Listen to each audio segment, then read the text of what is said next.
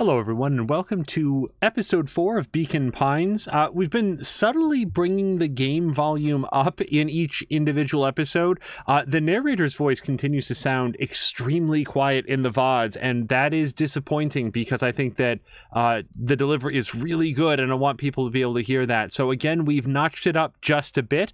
If that becomes overwhelming, let me know. We could even take the music down. There's nothing on this screen. It's the most quiet title screen I think that we've had in any playthrough, but feedback welcome on this. And with that, let's jump back into the wonderful mystery world of Beacon Pines.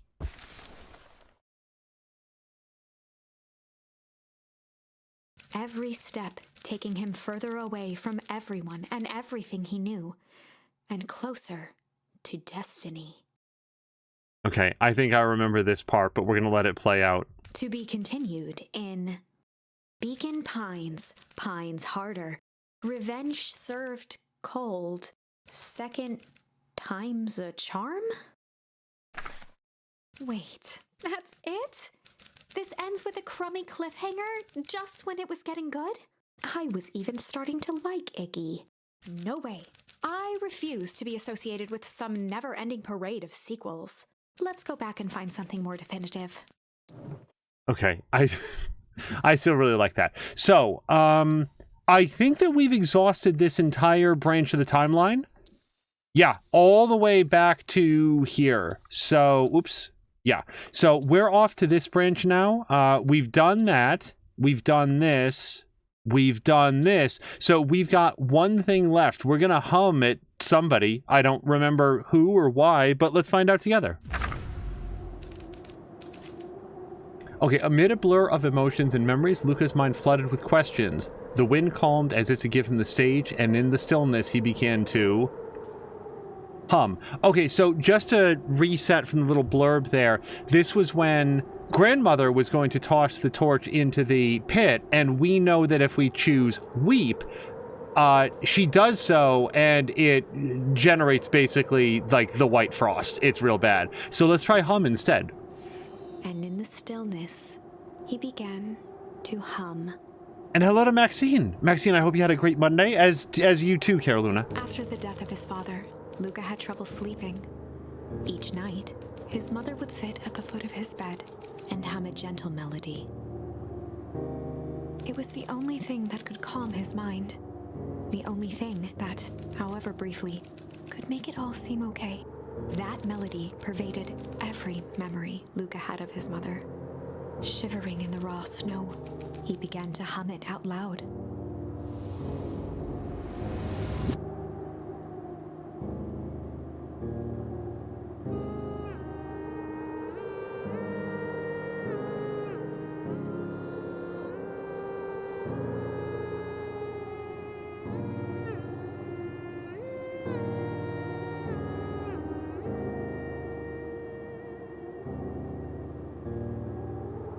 Gran lowered the torch, listening closely. As recognition slowly set in, her heart sank. Those countless nights of consolation, the incomparable loss they shared together. She let the torch fall to the snow and sizzle out. A few steps toward Luca was all she could bear before dropping to the snow herself.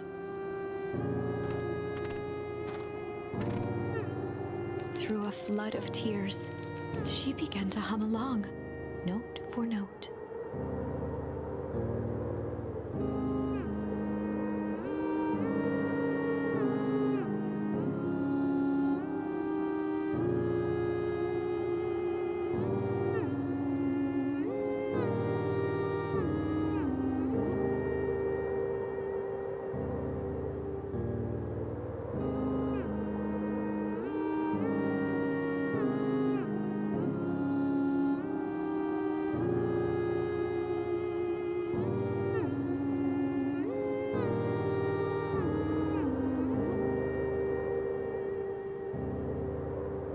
Luca lifted his head in astonishment.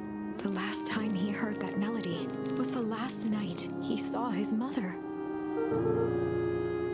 As we read this, hello to Grumpy. Grumpy, I hope you had a great weekend and a great Monday.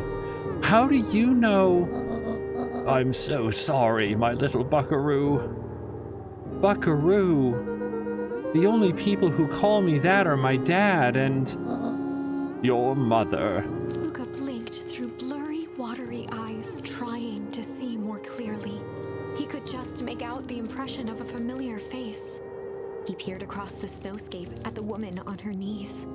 Something about her was undeniably his mother, only smaller, older, changed. Mom?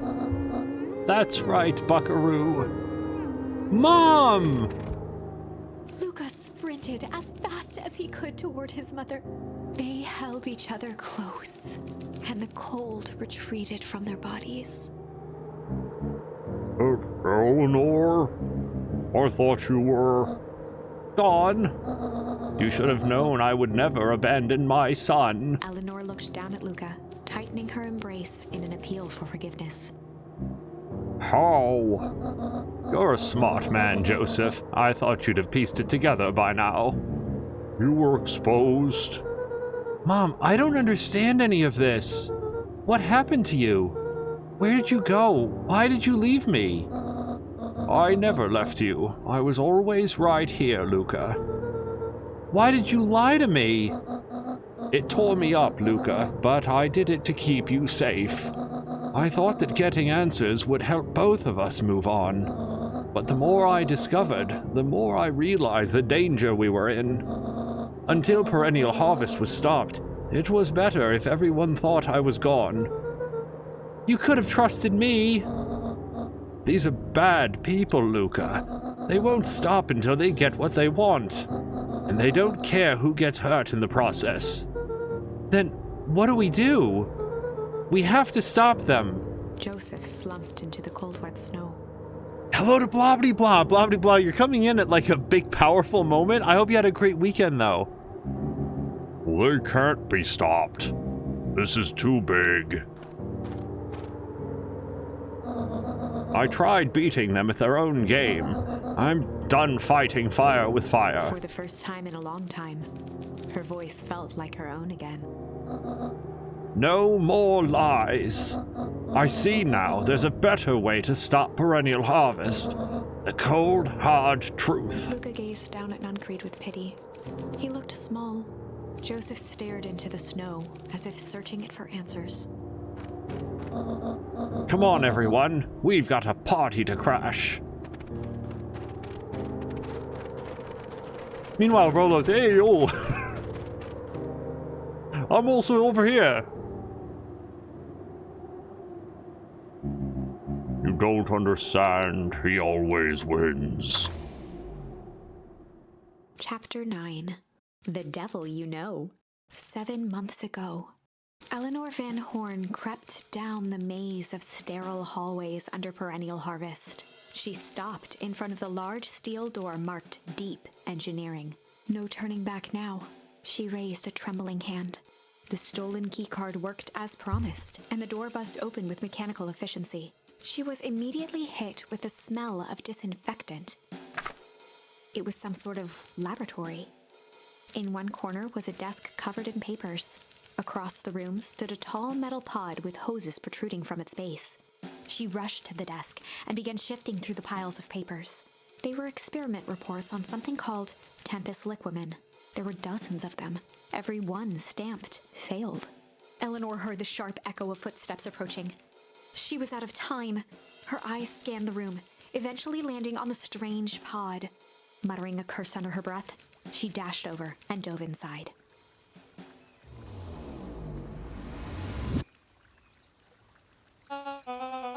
And that is what change is all about.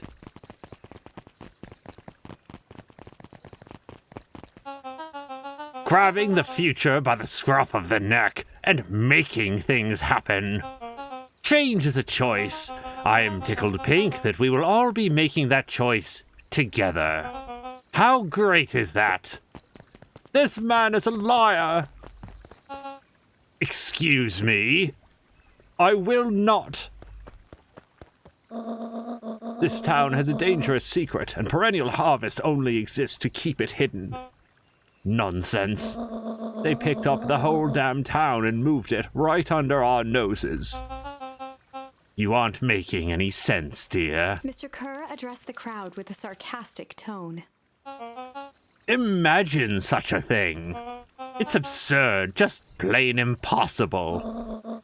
They promised they could fix the foul harvest. They told us they would clean this place up. We just had to leave town for a few days. But while they had us evacuated...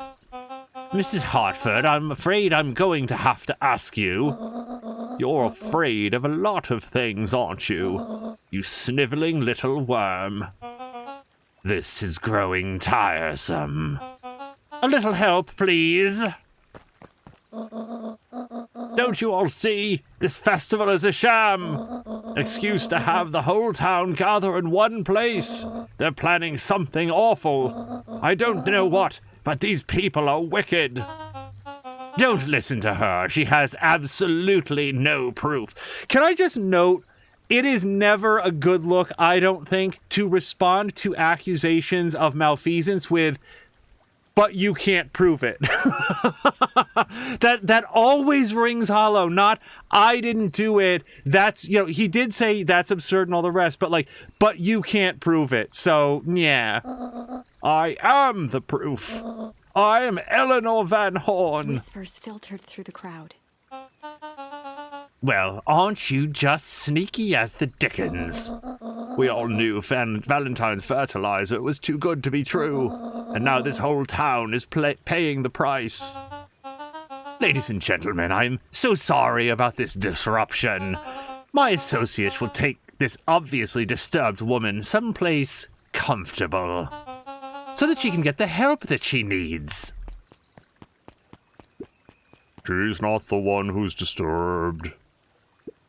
You two-timing clown.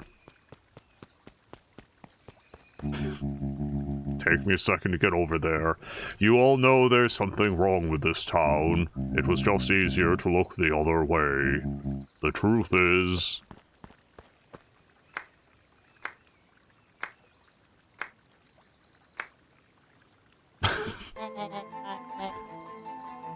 I've completely forgotten what voice anybody has. That's quite enough, Mr. Nuncreed. Torment dragged on Joseph Nuncreed's face. Yes, sir. Take them away. No, I want them to see this. Ah, the ever-tempestuous Eleanor Van Horn. You've been quite the thorn in my side. Like a weed that's burrowed in where it doesn't belong. I must confess, you look dreadful. He paused for a moment, plucking a piece of fuzz from his sweater and discarding it to the ground.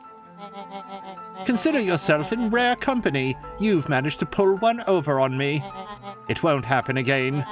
I knew you had some sort of plan to disrupt our little party, but alas, I expected something a bit more impressive than incoherent rambling. No matter. Your failures are yours to bear. Mr. Kerr. Yes, sir. It's a shame it was cut short, but I thank you for that rousing oratory. I'll take it from here. Yes, sir. Of course, sir. You have done quality work for me, William. You can look forward to the recompense we agreed upon. Kerr gave a bow of deference. Founder, you are most gracious. Gasps rippled through the crowd. Thankfully, we can dispense with the formalities from here on out. Solomon pulled a glass vial from his pocket. In one smooth motion, he downed its contents. A triumphant smile grew across Solomon's lips. You can all call me Shopper Valentine. His body and face began to contort and expand as he disappeared into a belching green mist.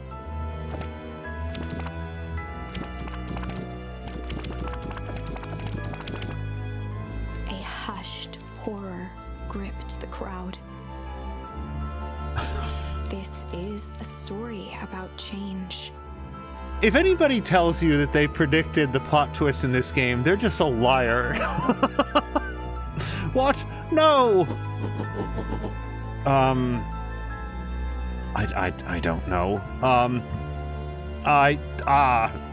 Hold on. I don't keep introducing more characters. Oh, we could do the Samlander voice. Hello. So you didn't know that's not gonna work. Well, let's just go with it for a second. So you didn't see that coming. No, that's not gonna work. Good. Sharper examined his new hands. Well, this is quite the improvement. Everything looks so much smaller now. Eleanor was right about one thing. This festival was a ruse. I wanted all of you to witness my glorious return with your own eyes. Why does everyone look so downtrodden? This is a celebration, people. Maybe it would help if we set the mood. Mr. Kerr, be a dear and reveal the sign. Ha! Wonderful! Sharper choked out a crude squawk of a laugh. Frustrated grumbles sprinkled through the crowd. Sharper, you malicious bastard! It's a great badge to have. Wear it with honor. I'm glad you're back so I can tell you to your face. You destroyed this town! We ain't gonna let you get away with it again. Sorry, this is not the time for audience participation. Some assistance, Mr. Kerr. William Kerr gave a subtle nod to the clipboards. You coward! Does anyone else have anything to contribute? A helpless quiet settled over the crowd. I thought so. Did you all truly believe you could be free of me? A town of complete and utter fools. You people should be celebrating my return. You're clearly lost without me. And that leads me nicely to my children. Daddy? I gave you both the greatest gift a present parent can give. The opportunity to prove yourselves in my absence. Squandered. To say I am disappointed would be an understatement. But I... Silence, Augustus. An adult is speaking. I don't know which is worse. A son who is completely hopeless, or a daughter with such potential who inevitably lets me down. Eris, you fail me with admirable consistency. Thankfully, I was counting on it all this time. Father, I have been wasting time, my dear. What have you accomplished? I was focused on cementing our legacy. Legacy? Who needs a legacy when you can just live forever? But what about... It's all right, kiddo. I'm afraid you suffer from a complete lack of imagination. There's just no helping it. Now then, where is Joseph? You didn't take the opportunity to slip off, did you? There he is. Everyone should give him a hand. None of this would have been possible without Joseph. I think you said enough. Nonsense. The people deserve to know how helpful and loyal you've been. I only did what I did because he left me no choice. You always had a choice, Joseph. You were simply too weak to take it. No matter, cheer up. You're about to be rich beyond your wildest dreams. You should follow Mr. Kerr's example. When I found him, he was in a sorrier state than any of you. An aging actor desperate to recapture his youth. He played his part, and soon he'll be able to play the leading man again. Forever, in fact. If he remains loyal. That goes for all of you. Well, those who haven't already frittered away my goodwill. Beacon Pines is mine again, and I am willing to share its spoils in exchange for absolute loyalty. Are you saying William Kerr was never in charge of Perennial Harvest? Ha! You think that puffed-up blatherskite could have accomplished all of this? Dawn, I suppose it is time for your big exclusive. Sharper addressed the crowd with indignant pride. He'd planned this moment for so long that now, at the deed's fruition, it almost felt frivolous. You see, I needed a figurehead to hold things down while I orchestrated my return. Someone to misdirect, lie, and bilk this town for a spell. So I invented William Kerr. Take your bow. You've earned it. Mr. Kerr flourished a preposterously elaborate bow. Ta-da! Patrick C. Montesquieu, thespian extraordinaire, at your service. Founder, I just want to thank you again for this opportunity. It truly was the role of a lifetime. Hey, wait. So this Bill Kerr was a Pat C the whole time? The whole crew, everyone's here. I gotta remember 45 voices. Carolina liked the humming. Carolina wants more characters. Blah blah blah says, I thought this would be a game that young kids could play purely from the visual style. Oh, I'm sorry, that was blah blah blah. Sorry, it's the same color. Hello to Marquack. Very nice you didn't skip a beat when having to read Blatherskite. Well done. Yeah, it's weird that I'll catch like Blatherskite and then get caught up on like Earn. I don't remember. Now that your secret's out in the open, what's to stop this town from rising against you? Oh, that's the delicious part. Fear. Thanks to our clipboards, I know what each and every person in this town fears most. And I will make those fears manifest for anyone who steps out of line. The choice is simple. I'm not afraid of you. Ha! The young hero. I've kept a keen eye on you, boy. You and your friends made a habit of disrupting my plans. What a pity. If things would have gone a bit differently, you might have had your moment of triumph. But that's fate for you. You can't do this. Oh, but I can. I have won. Never underestimate what a great man can do given time. And now, time is my plaything. Perhaps the most expensive thing I've ever bought. But well worth it. Ha! Sharper coughed up one final laugh and cracked his knuckles. Enough chit-chat. Let's get to work, shall we? And so, Sharper set about remaking the town in his own image. The fertilizer factory soon reopened for business. Sales rose steadily as more and more farmers across the countryside began to swear by its miraculous properties. Beacon Pines became famous. A secretive town that, for the right price, shared its gifts with all. Gifts that became more and more necessary in a world where winters grew longer and longer. The end. This is wrong, but things are becoming clearer now. Oh, are they? I mean, like, so before we go,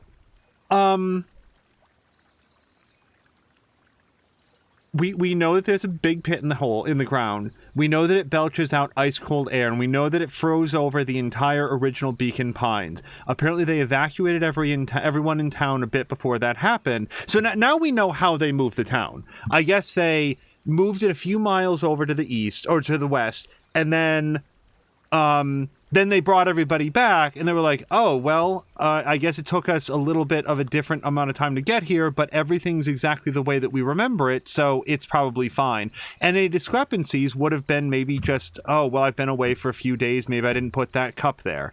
What on earth that has to do with apparently being able to get younger?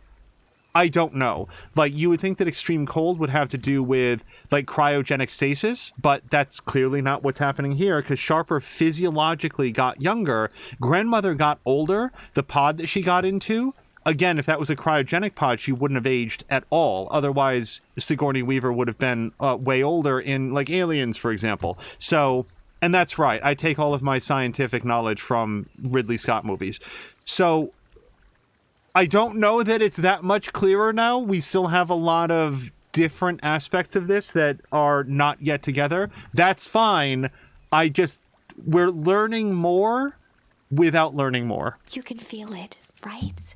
We can't let Sharper win. He might just be the key to this whole thing. Let's see. Okay, so where do we use malice? Okay. Somewhere on this track. Okay, there's Malice.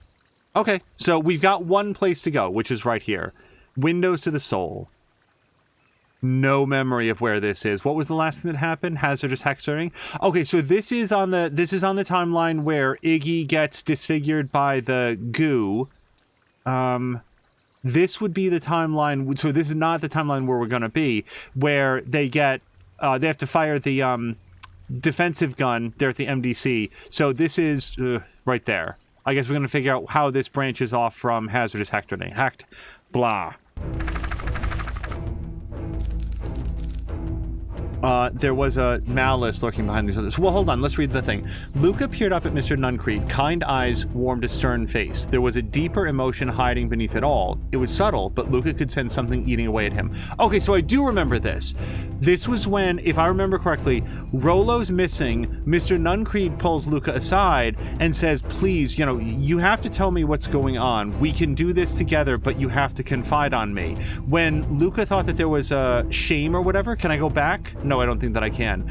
That's when Nuncreed shoves him into the telephone booth and he gets kidnapped. So now Luca will instead recognize the malice behind his eyes. There was a malice lurking behind those eyes. Also, Carolina says one of the best things about these types of games is when Angel needs to search for voices. Like, I have so few to draw upon. Like a trap ready to spring. Luca felt the weight of Nuncreed's hand on his shoulder.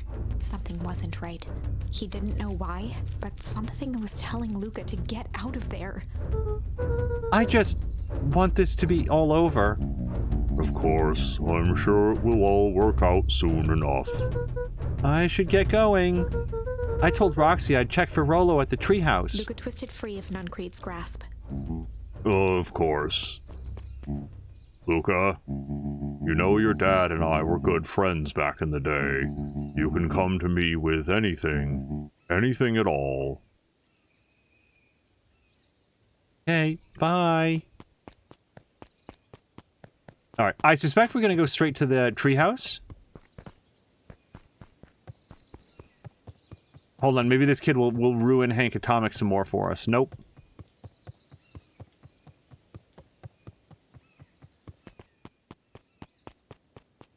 Carolina says that I'm doing awesomely. I would love to, like, I still really struggle with Beck. I'm trying to do sort of like disaffected teenage cat girl, but it's like every part of that is kind of outside my my acting ability. He looked down and muttered in a gruff voice, Mama always told me my problems would look smaller once I grew up, but my problems always seem to grow right along with me. Heavens, I sense big trouble ahead. All right, we'll talk to, Nope. See, in this timeline, we may have already talked to all these characters. These festival decorations are a bit humdrum. Now, if I were to throw a festival, it would be a thing to behold. I agree. This is more than a little sad. It's worse than sad. It's boring. What if we did a little something to spice things up? I'm listening. You know that festival signs waiting to be unveiled. It would be a shame if someone... The two scurried off, eagerly formulating a plan. That other, like, puppy we haven't met before. Nope, Dawn's asleep. Okay. Carolina has it exactly right. I suspect I'm going directly to the treehouse, and then I go every other place. Identify yourself, please. Nellie Modewell. I work here now. I'm unable to locate you on our staff roll.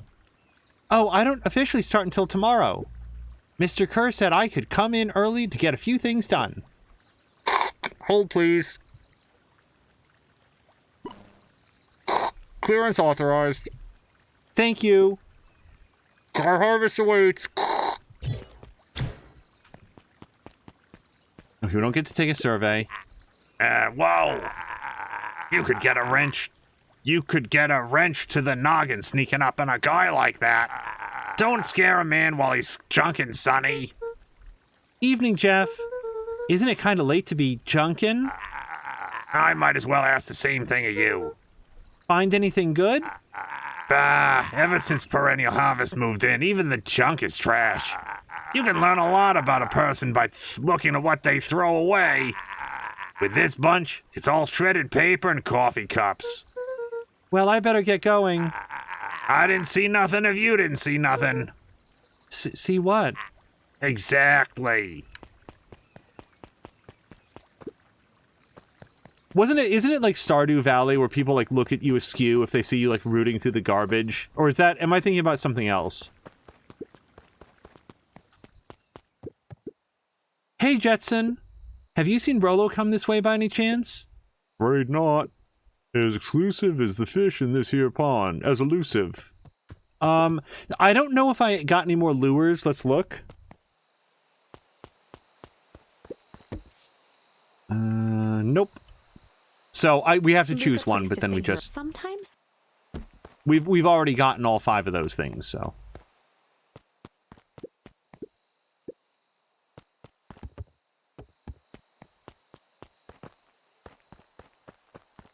I'd like to get... There must be, I think, at least one more thing, because it looks like there's space for, like, 6 on the blanket. Six fish that you catch.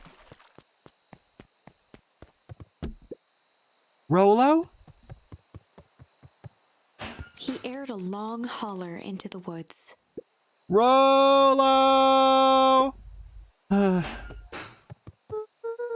Rolo, wherever you are, I hope you're okay. Luca felt his eyes getting heavy and plopped into the beanbag.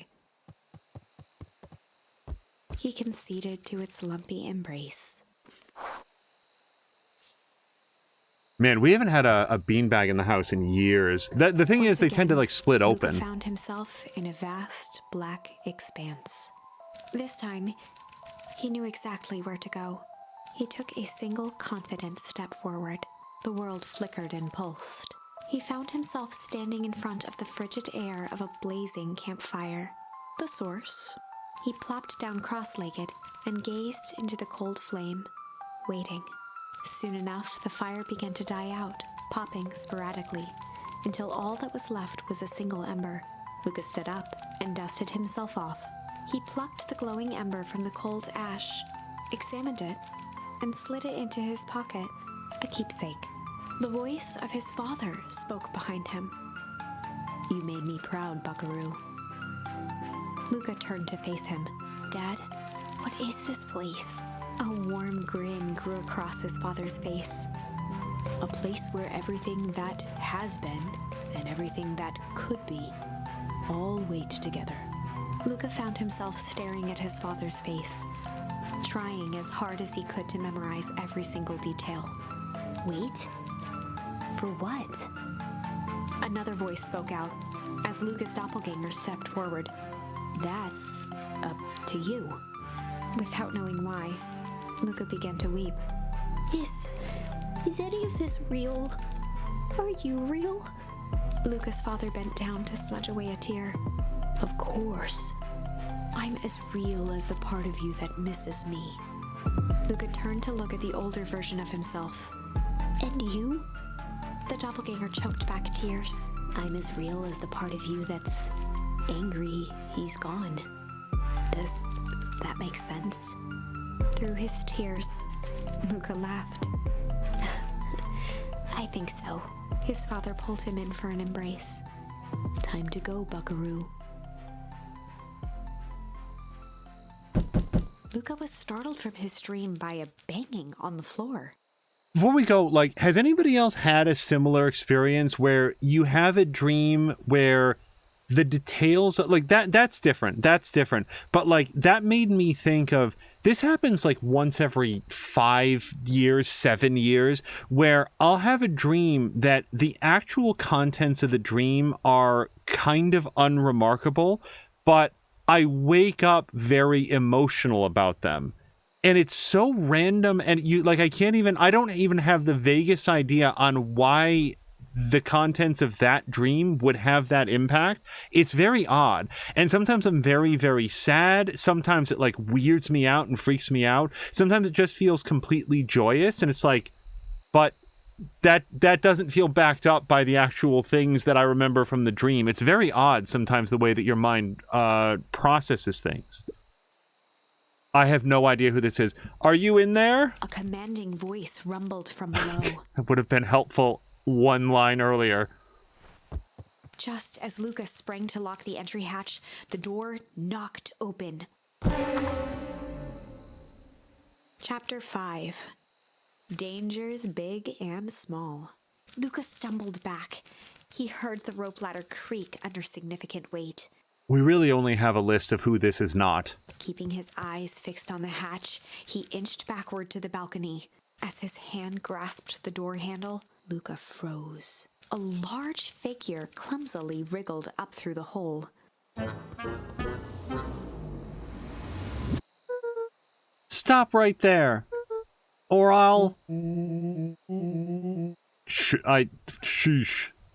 Sheesh, I know it's dark and all, but I figured you'd recognize me.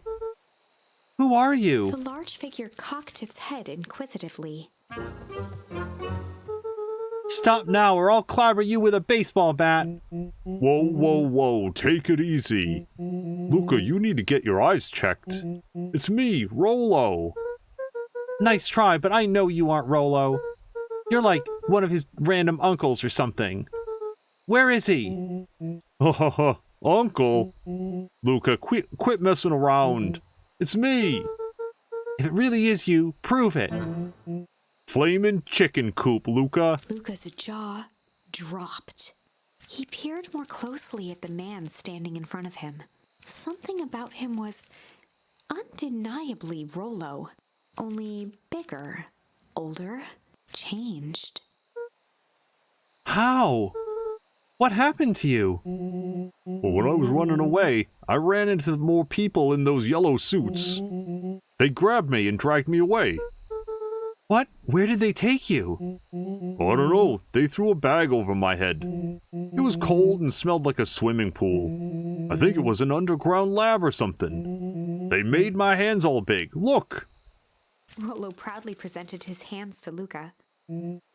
Pretty sweet, right? I mean, it wouldn't be my fifth fallout.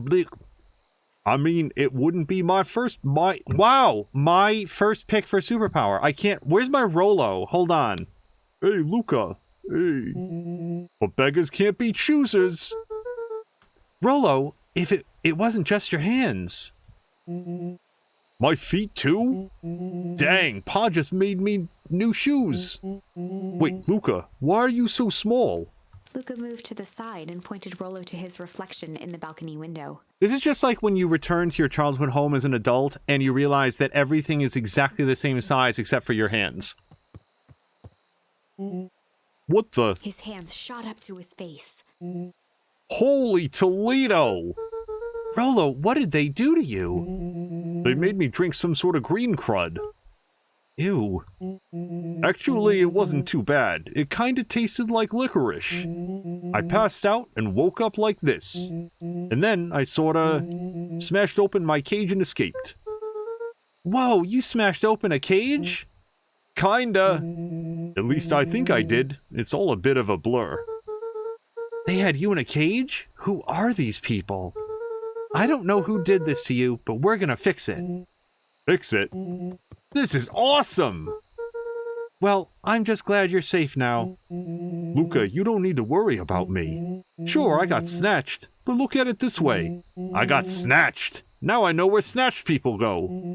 We may finally have a lead on what happened to your family. Maybe you're right, but this all seems dangerous. Danger! Ha! Rollo shadowboxed a few jabs.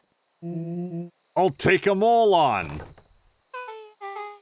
Hey fellas, what's up? So, okay, before we do this, so she has a beanie on. Do we know, is this in the time period where... I don't think it is. Remember that at one point Beck got splashed in the hair with the goo, and it like started to turn white. And I was just wondering if maybe she was wearing the beanie, but that feels like maybe it was a different timeline. With a yelp, Rollo dove behind Luca. Ah! Take cover! Did I come at a bad time? Who the heck are you? This is Beck. Sorry, something truly bizarre just happened and I need help. I didn't know where else to go. So you're just hanging out here with your...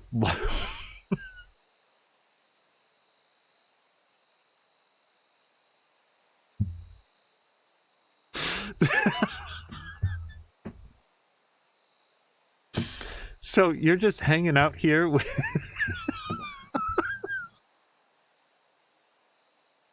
That should not be as funny as it is. With your large adult friend. No. This is my buddy Rollo. This is your missing friend? One and the same.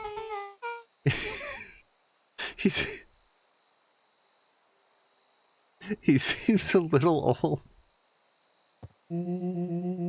Well, I'm sorry. Okay. Just I love it when writing properly takes into account the way that a character like here's the thing. The characters aren't time traveling. We are. So what we're seeing is what if Beck, who's a newcomer to like Beck hasn't known anybody for longer than like 5 hours and suddenly is coming back and meeting this Rollo for the very first time and is having a completely understandable reaction to the revelation that Luca's best friend is like in his early 20s and hangs out in a treehouse with like Christmas lights and a plunger gun. So I just really like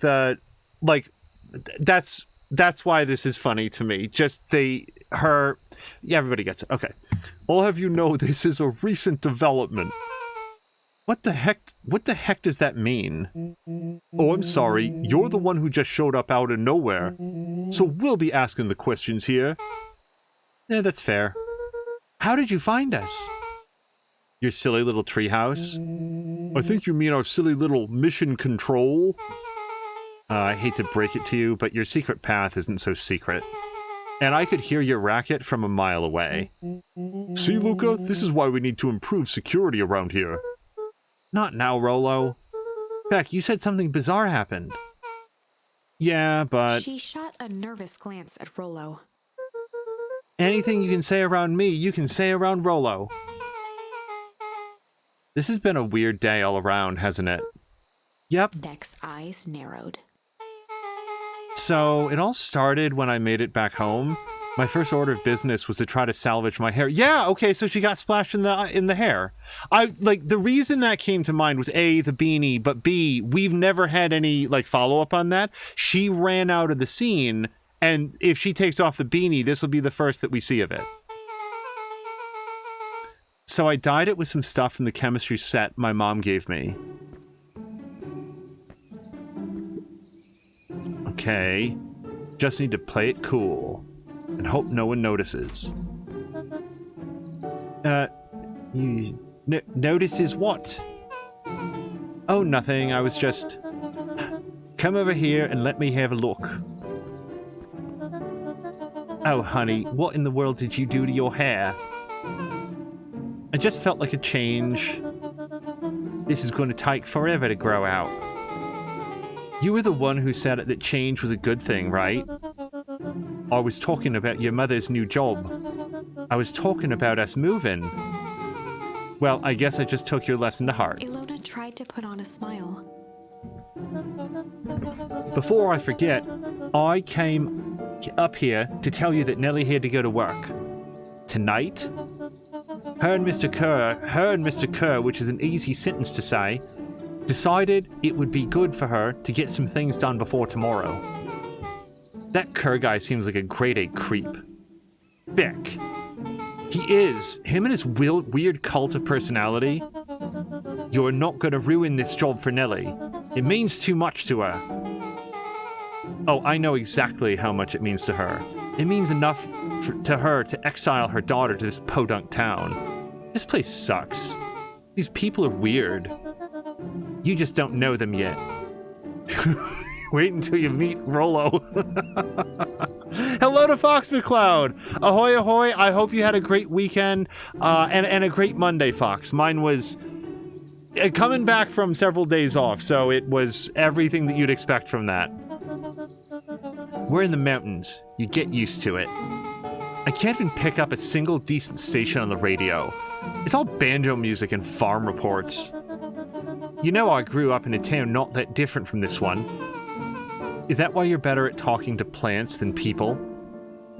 Okay.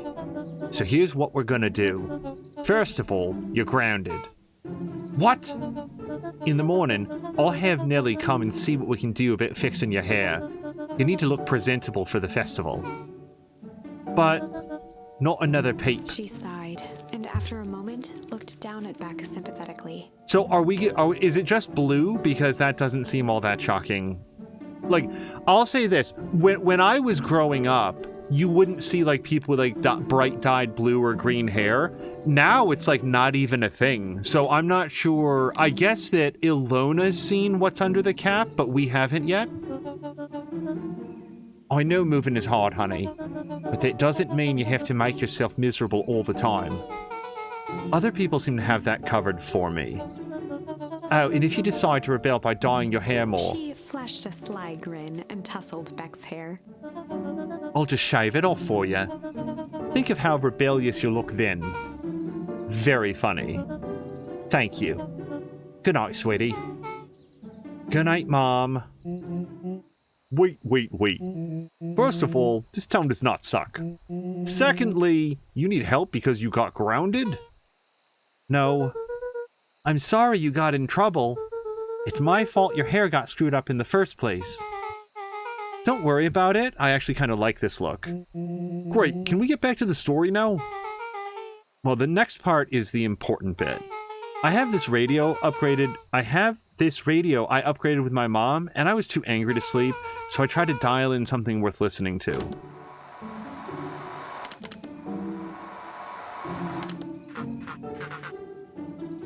I don't know. Mr. Kerr, are you there? Mr. Kerr? Yes, I'm busy. What is it? Apologies, I have the founder on the line. Patch him through immediately.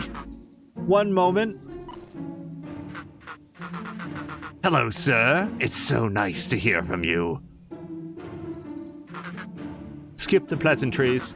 What's your report on our new lead researcher of deep engineering? Nellie Modewell seems to be integrating nicely. At this very moment, she's working to help us meet our deadline. She offered to work overtime before I even had the chance to suggest it. Excellent. And you have faith that she's capable of finishing the work left by her predecessor? Her work must be complete before the festival. I will make sure she stays day and night until it's accomplished.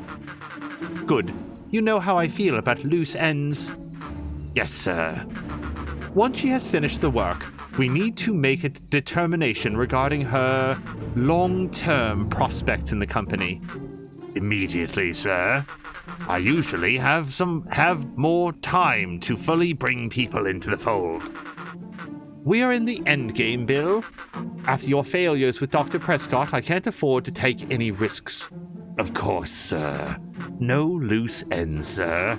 Once she finishes the work, she will either leave the office completely committed to Perennial Harvest, or she won't leave at all. Perfect. Sir, if I might suggest, maybe we should delay just for a bit. Oh? It's just, we seem to be rushing to hit this festival deadline, and rushing into things has caused some issues in the past. I see. Please understand that I just want what's best for you. I'm eternally grateful for all that you've done for me. Bill, I'll make this very clear for you. I brought you in to make things run smoothly, not to have opinions. Of course, sir. Chin up, Bill. You're only a few days away from having everything you've ever dreamed of. Yes, sir. Thank you, sir. Fox McCloud just realized her hat. Do they not have species-styled hats? She has rips where her ears are. I would be willing to bet, Fox, that she borrowed the hat from one of her parents. That's my guess. So she had to, like, widen the ear holes for herself. And hello to Jelly Buns. Jelly Buns with the... I still think of it as a twerking emote. Did we decide it's something else? Either way, Jelly Buns, I hope you had a pretty good weekend and maybe a nice holiday. We're just doing some Beacon Pines. We're pretty deep into the story, and if you like anything you see about the art style, I would have to give it a pretty high recommendation. It's a very good sort of story-based game. Whoa. Yeah? Just so we're clear, when they said loose ends, they were talking about murder, right? Like actually killing someone? Capital murder. Luca gave Rollo a quick elbow to the ribs. Who is this founder? I was hoping you guys would know. Nah, as far as we know, Kerr is the top banana at Perennial Harvest. He sounded scared of this founder guy. So we have an even topper banana on the field. What the hell is my mom caught up in? Has she talked about the job much? Not really. She said she was going to come in and continue the work of someone she respected. Luca, do you think that body at the warehouse was... The person Beck's mom came to replace? That would make sense. Beck, it seems like Nellie's predecessor got, loose-ended. I'm getting that impression. Okay, so we need to get your mom out of there before the festival happens. That's 2 days away. Won't you just come home after work? The creep on the radio said they were going to hold her there until then. Jellybun says the art looks real nice. Yeah, it's got a really sharp art style, really good animation. Well, I like the animation. This isn't like a Ni no Kuni or anything like that, but yeah, it's got a great visual like style to it. So if she's not coming out, we got to go in and get her. Beck flicked a large sheet of paper out of her pocket and slammed it on the floor. Maybe this'll help. You have blueprints? Well, it's really just a welcome mat for my mom's PH orientation day. But it shows the layout. Sure looks like blueprints to me. Look, here's the reception area. There's a big room marked Founder's Office. It even has the exits marked. Guys. We have a deadline. We have an objective. We have blueprints. You realize what this is, right? Rollo started to wiggle with excitement. I think we're heisting. This is officially a heist. Chapter 6. The Heist. They spent the night's end huddled around that small map, formulating a plan to infiltrate the headquarters of Perennial Harvest. Unfortunately, Jelly Buns, I think this is new enough that it probably is not, like, on sale. Like, this just came out very recently. It would be no small feat. A modern facility equipped with all manner of technology, not to mention the swarm of clipboards that would most certainly be scattered throughout. By the time the sun began to peek through the car window used as a makeshift balcony door, all were in agreement. This could just work. The final day before the festival would be used to prepare. They'd need to pool every resource at their disposal, pull every favor with a thread. Oh, Markwack is correcting. Steam has it for 20% off right now. Yeah, I think that's around like pre-release discount that we got it for, and it is worth every penny. Even enlist some unsavory characters around town with important tasks only they were suited for. Hey, who are you calling unsavory? Luckily, there was enough ill will and mistrust toward Perennial Harvest that alliances could be found at a bargain. Luca, Beck, and Rollo rubbed their eyes as they exited the treehouse. They hadn't slept at all that night. There was no time. The festival was to begin in 1 day, and they each had their assignments. All right, quick recap. Rollo, you're going to talk to Roxy. Cordially. Without her and Fitz, this whole thing could go bust. Me. Cordial is my middle name. You might have to, like, introduce yourself because she's gonna find this whole thing weirder than we do. Roxy, for anybody who hasn't been paying attention, Roxy is his older sister. although no longer larger sister. Markwack has put the link right in chat. Thank you very much, Markwack. Oh, sorry. And how do you explain? Yeah. How do you explain to? Hi. How do you plan to explain your new? He waved vaguely at Rollo's sizable figure. Circumstance. Ah, she'll be so happy that I'm alive, she won't even notice. Beck snorted an involuntary giggle. And Beck, you're sure Ilona won't just shoot this whole thing down when she hears it? She'll listen. Once she understands the danger Nellie is in, the danger we're all in, the plan will make sense. Okay. That leaves me with Jeff, then Iggy. How are you going to persuade them? I'll think of something. They each looked at each other with sleepy confidence and But, nodded. by the way, I'd have to double check. I think this is the timeline where Iggy did not get splashed with toxic waste. Jellybun says, after 10 days in the hospital, my cat won't give me 1 minute where he isn't up my butt. If I disappear, it's because my hands are under siege. Jellybuns, I am glad that the cat treasures you as much as we all do. So understood. I have been trapped underneath cats and with full-on petting for long periods of time. As Markwack says, that's a good cat. Well, Godspeed. Enlist the help of Jeff. So I know Rollo, Beck, Izzy, Ilona, Mr. Kerr, Sharper, Eris, Jeff. Oh, Jeff is like the homeless, like raccoon, not raccoon, like badger guy, right? Iggy and Tish. Well, I think we've got Tish. Tish is very agreeable, always agreeing with people. Hey, Tish, do you want to help us? Yep. Well, I do want to look cool.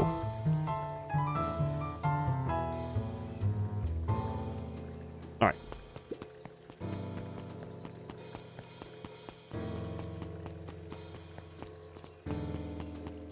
I do not know where they are, so we're going to have to check everywhere. You talk to this Robin? No. By the way, this character's a Robin to me. I have no idea what species that actually is. I don't know why in my head I look at that and see Robin. Undaunted, he shook his head. Over? No. Endings are merely a state of mind. This doesn't end until I give up. Wow, I admire the conviction. But can he really pull through?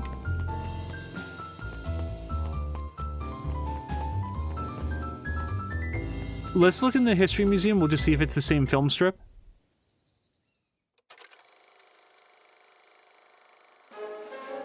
We all know Beacon. Yeah, same thing. Okay.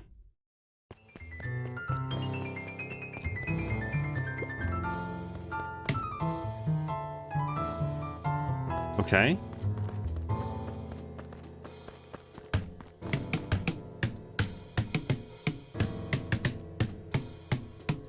Oh. Okay. That's cool. Why? I mean, obviously why, but hold on. I was just doing that because I thought it was fun. And by the way, you cannot, you can't select these. You don't get a description on them or anything. But I guess now we can do smack. We're going to have to find a use for smack. Jellybuns goes, slap that melon.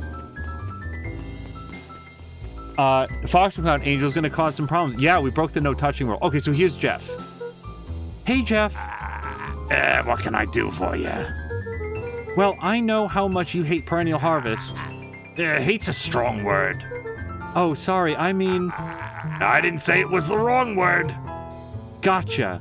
So, we're gonna break into their headquarters, and I thought you might be able to help. Jeff wheezed out a long snicker. You see, I knew your kids were all right.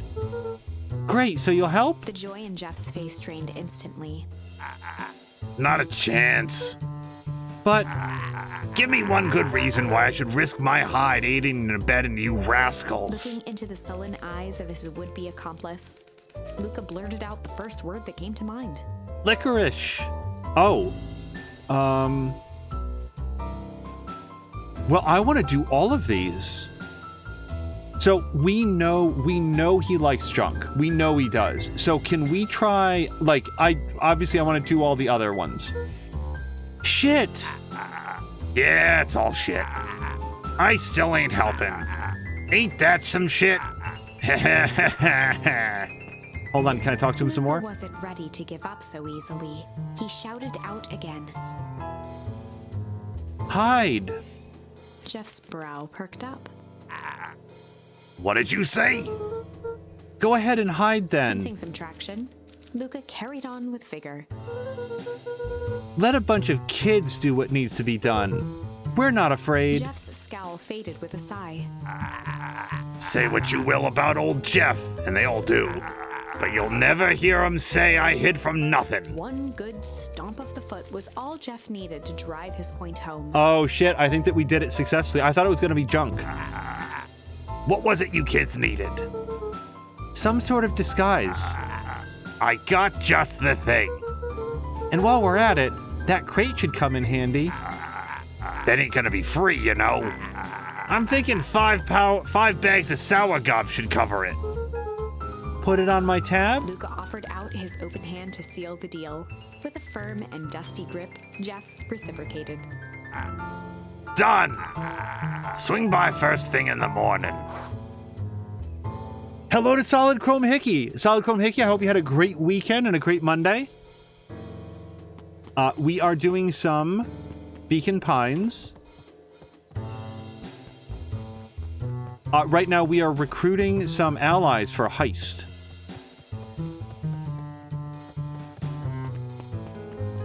Do I have to get the sour gobs? No. So, oh, they are here. I was literally about to say, I don't think that Iggy and, Penelope? What's her name? Hey, Tish, look who it is. Luca, are you here to try to tickle us to death again? Look, just hear me out. Iggy raised an eyebrow suspiciously. Tish. We're listening. Iggy, I know we've both been giant bags of... Well, I feel like giant bags of shit would be like the correct thing, but what about malice? Malice to each other. Malice? Wow, Tish, smart guy here with his smart guy words. Thinks he's impressing us. Scram, we ain't interested. Luca knew they'd need Iggy and Tish to pull this off. He tried again. Iggy, I know we've both been giant bags of shit to each other. Iggy gave a reluctant shrug. Yeah, you're not wrong. But lately, life's been kinda...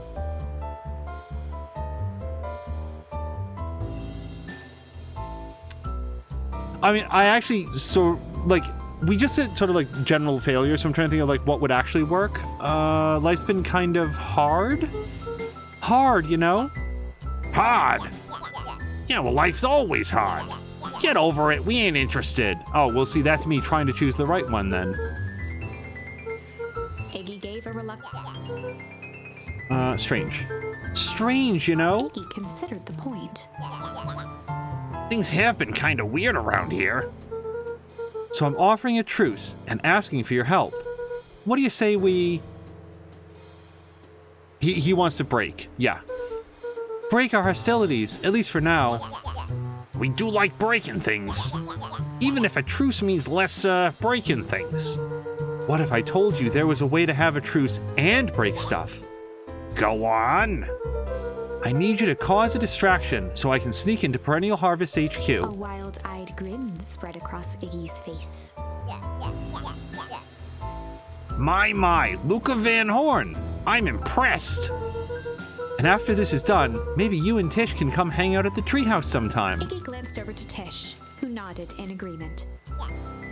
Fine. But not because we want to see your crappy treehouse. We'd just like to cause With chaos. a quick nod, Luca was off. Did you hear that, Tish? Iggy gazed up at Tish with a smile. He invited us to hang out at the A single treehouse. tear ran down Tish's cheek. Oh my god, she talks. I never expected this day to come. Yup. How wonderful. Chapter 7. Into the Hive. A good heist requires preparation. And thorough preparation takes time. Something they had precious little of. So far, everything was in order. Jeff, Iggy, and Tish all agreed to do their part. Beck radioed Luca that night with a simple and covert message. "We are locked and loaded on my end." And Rollo, after a lengthy confession, managed to persuade Roxy and Fitz to help. I would be so fascinated to have seen that version, like that conversation. He stowed away in mission control for the night to avoid attracting attention. Rollo, being uniquely suited for the role, would be the first to breach Perennial Harvest. The outfit provided by Jeff wasn't perfect, but a convincing disguise is 10% wardrobe, 90% confidence. Rollo took a few vigorous breaths and shook out his arms. Just stay calm, Rollo. You can do this.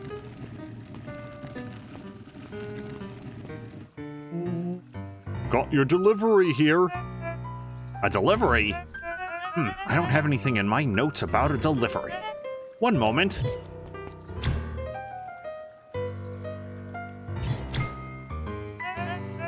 I'm so sorry, but there's no delivery scheduled for this morning.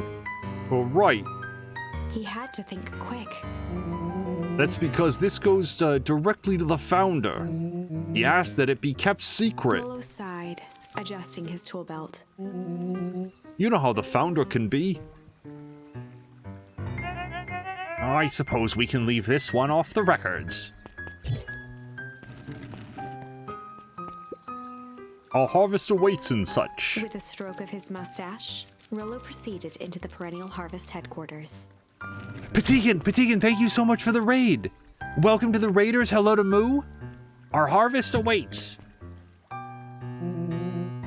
Before we go super far, I just wanted to, we're at that point in a big story game where there's enough story that I would be worried about spoilers. So welcome on in, everybody coming in from Patigan's channel. Patigan, I hope you had a great time with, I think it was Forbidden West today, wasn't it?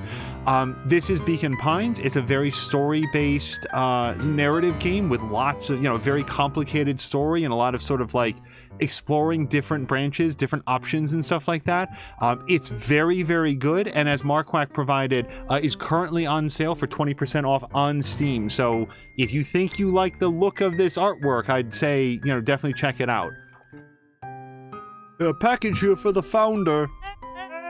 Oh, I didn't hear anything about. Oh yeah, this is kind of a need-to-know kind of thing. I'll just check. He stammered and flipped through the pages of his clipboard. This goes directly to the founder. I don't have time to fill you in. Oh, I see. If you could just complete this form. Rollo interrupted with urgency in his voice. Every time with the forms. Look, if you want to explain to the founder why I'm late, well, it's your funeral. Oh, I'm sorry. What did you say your name was again? I'm, Rollo panicked. Our harvest awaits. Sir? That's a restricted area. Excuse me, sir. Our harvest awaits. Hey, ready to light this candle, Tish? Yep. Suck on this, perennial ham fist. Kaboom! Patigan is saying it was fun as always. That's awesome. The distraction was enough for Rollo to regain his confidence. Just open the damn door.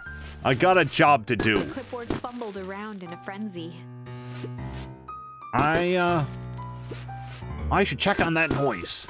Oh, come on. Just buzz me in already. Okay.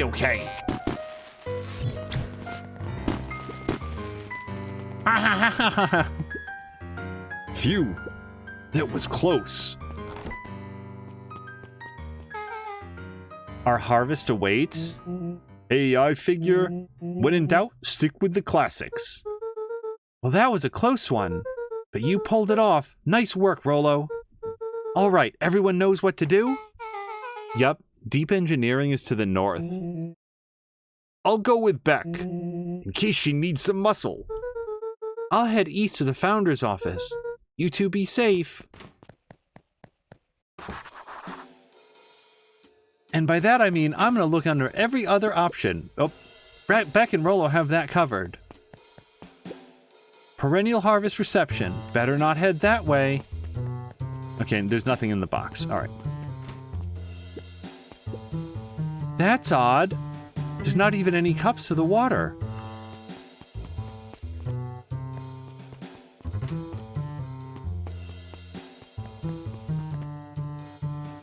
Jellybuns was asking, are these guys clones? Jellybuns, that is one of several questions in this game. But yeah, we saw earlier in the game, there's probably like a dozen or two of those like clipboard characters that are all identical. And they weird everybody out because they all have sort of like the same speech and mannerisms.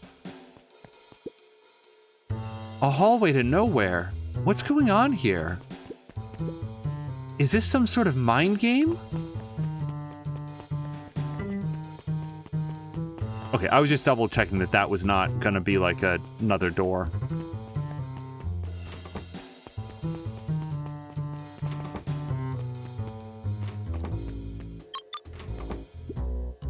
Solomon? Solomon stopped in his tracks. Luca? What are you doing here? It's a long story. Are you okay? A veneer of confusion flashed across Solomon's face. His words rushed out dramatically. No, I'm most certainly not okay. Some strange people grabbed me and... Were they in hazmat suits? Yes. How did you know? They brought me in here and locked me up, and when they were distracted, I ran. Dang. Okay, you should stick with me. We've got a plan. Solomon's facade briefly faltered.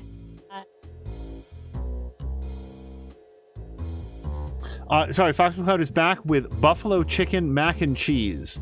That sounds like it'd be like spicy in a way because of the buffalo sauce. That sounds really good. Oui? Yeah, Rollo and Beck are headed to Deep Engineering. Oh, thank heavens you found me. We've got to get out of here. We can't leave just yet, but they'll catch us again. I've got to do something first. When you were running, did you happen to see a door marked Founder? Founder? Why are you looking for him? I'm not. I just need to get into that office. Now that you mention it, I think I saw a door that said Founder.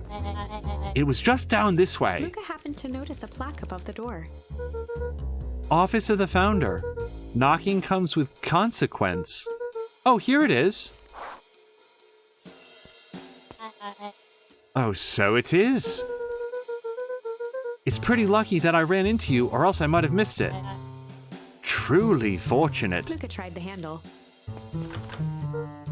Locked. Solomon leaned forward to examine the mechanism.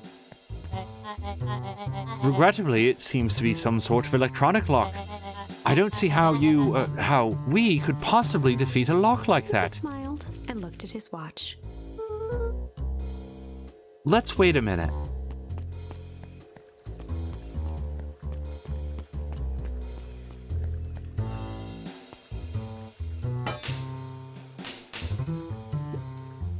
I don't know what sort of funny business you're up to, but I like it. She mimed a quick hat tip and ambled off with a whistle. Howdy. Good afternoon. The light on the keypad changed from red to green. How did you do that? It's good to have friends. Quick, let's get inside before someone spots us.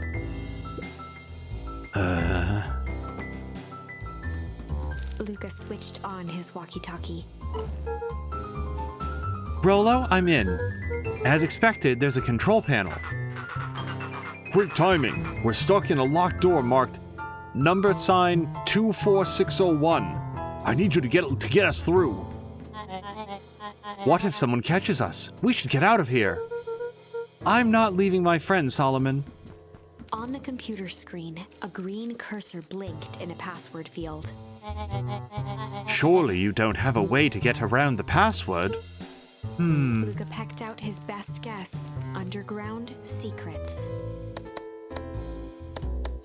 The screen blinked to life. Columns of green numbers glowed on a black background. How did you just guess that? Oh, it's this absurd password Rollo heard when he was down here before. It's funny how someone arrogant enough to call themselves the founder uses such a basic password. Or they were thinking several moves ahead, not expecting anyone to guess something so simple. These villain types always end up outsmarting themselves. Solomon's jaw clenched into a half smile. I love the down low, not smearing, but a shading on Solomon. It looks like... Okay, it is Maxine. Maxine is turning in. Maxine, have a great night. Thank you so much for hanging out. If you want to see the rest of this episode, it will be archived afterwards. And I think as of this episode, put into a collection. We usually do that after about episode 4 or so. Yeah, as Maxine says, 5D chess moves. Your powers of deduction are as impressive as your luck. Luca quickly scanned the columns for number 24601. Rollo, I think this should do it. Bingo bango, the door's open. Luca, you never fail to impress. What is that slippery lout even doing down there? We have a friend whose mom is in trouble. We're here to get her out. I see. Okay, Luca, I think we're close. The next door is marked 13806. Once again, Luca scrutinized the numbers on the screen. In that moment of distraction, Solomon reached forward and pressed a large red button. Maybe this one opens the lock. Crap, we've got company. Luca, must go faster. One sec, I can't think with all this He noise. quickly skimmed the screen with his finger. Here it is, 13806. Go, go, go! Curse these fumbling hands. My apologies, Luca. Don't beat yourself up. I know you were just trying to help.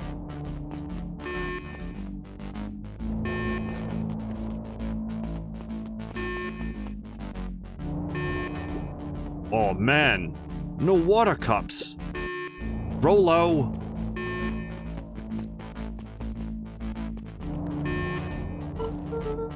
Rollo, are you okay? Rollo, come in. Mr. Kerr approached with a sneer and spoke into his walkie-talkie. Oops. You can turn off the alarms. They're trapped. With self-satisfaction, he called into the hallway.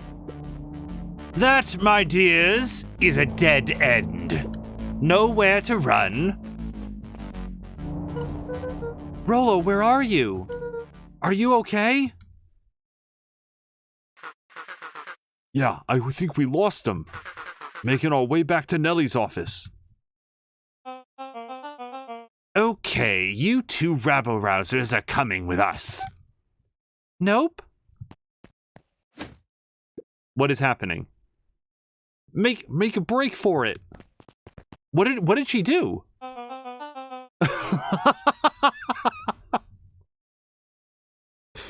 Did that little shit just kick me? So Roxy just did to him what Luca had done to her like many episodes again. Just kick right in the shin. Don't just stand there. After them.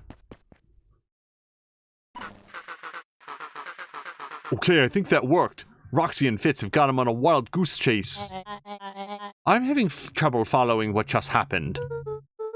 Like I said, it's good to have friends. Rollo, how long do you think Roxy can distract them? How long can Roxy keep someone so pissed off they can't see straight? Let's just say, we got time. Entering Nellie's office now. Mom! Oh, honey, what did you do to your hair? I thought you'd be happy. I finally used the Young Chemist lab kit. You sure have a knack for making me incredibly proud in the most frustrating ways. We need to get you out of here.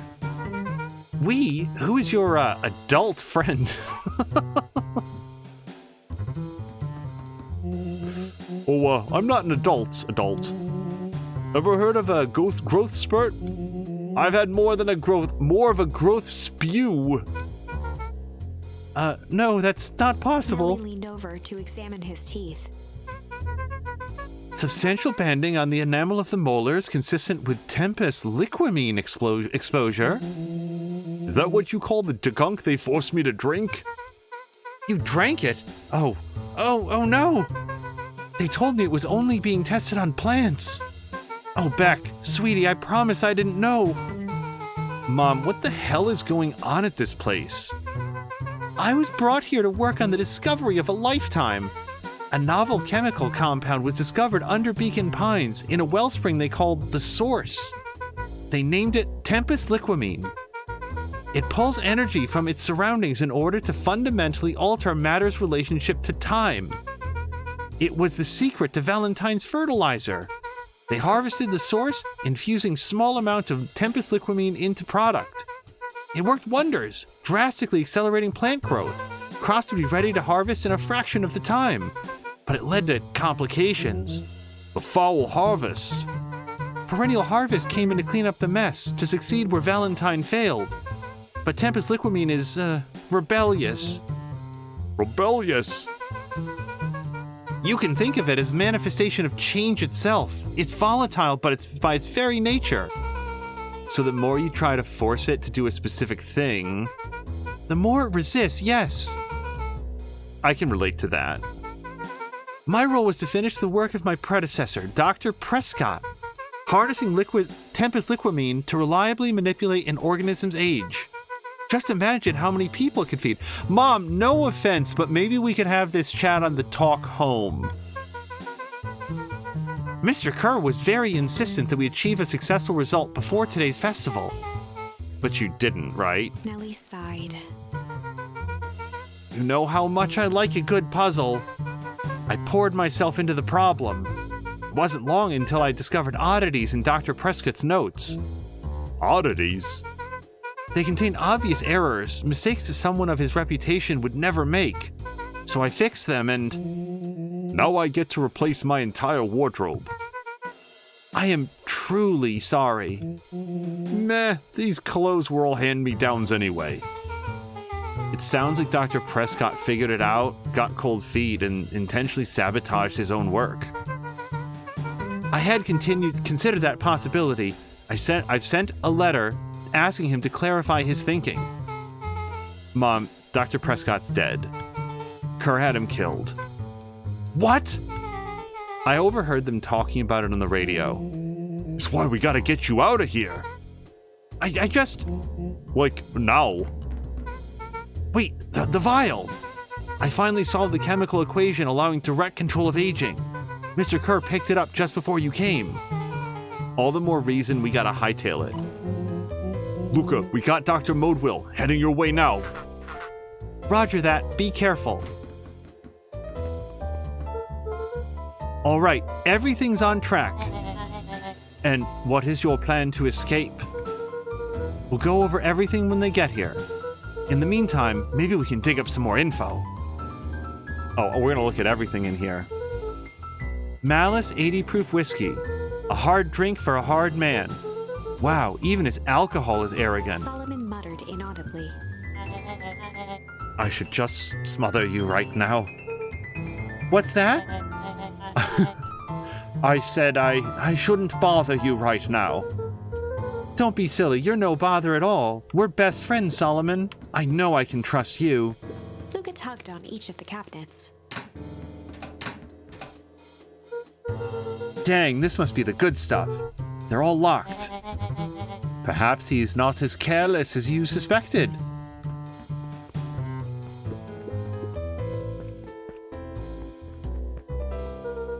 Looks like the founder was helping Kerr plan the festival. Why would such a secretive leader be obsessed with a party? Only time will tell. Luca held his hand up to the ashtray. Still warm. He must have been in here recently. Oh, was this little kid, like, I know that he's not actually like a little kid, but he was just sitting in there smoking? Okay. I guess he's got the lungs for it, nice and fresh. Let's see what else this bad boy has on it. Security system, time card logs, payroll. You know, for being so evil, this guy sure is boring. Solomon once again muttered under his breath. Just you wait. Huh? Oh, nothing. Okay, I think we've looked at everything. I'm really sorry you got dragged into this mess, Solomon. You needn't worry about me. Well, I feel bad either way. We're gonna get you out of this, I With a promise. subtle, quivering lip, a smile crawled across Solomon's face. They heard the trampling of frantic footsteps from the hallway. Lock it, lock it, lock it! Locked. That was close. When we left Nellie's office, it was swarming with clipboards. We barely got away. Did they follow you? Rolo. Before we start tossing around the blame, is it possible that someone ordered a pizza? We'd love to hear your thoughts. Definitely not pizza. What now? Don't look at me. I'm officially retiring from the heisting business. We're so sorry for the inconvenience. We just have a few quick questions. Let me think. Can someone watch the door? Of course. I'll just be right over here. Everyone else huddle up.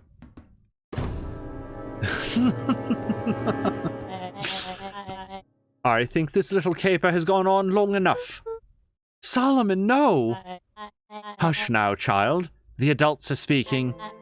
Dr. Modwill, a brief reintroduction is in order. We've never met in person, but we have corresponded. You see, it was I who hired you. Solomon, the pathetic orphan child, the powerful and enigmatic founder, Chopper, the fallen progenitor who created this town, Perennial Harvest, Valentine Fertilizer, all connected by a single thread. Yours truly.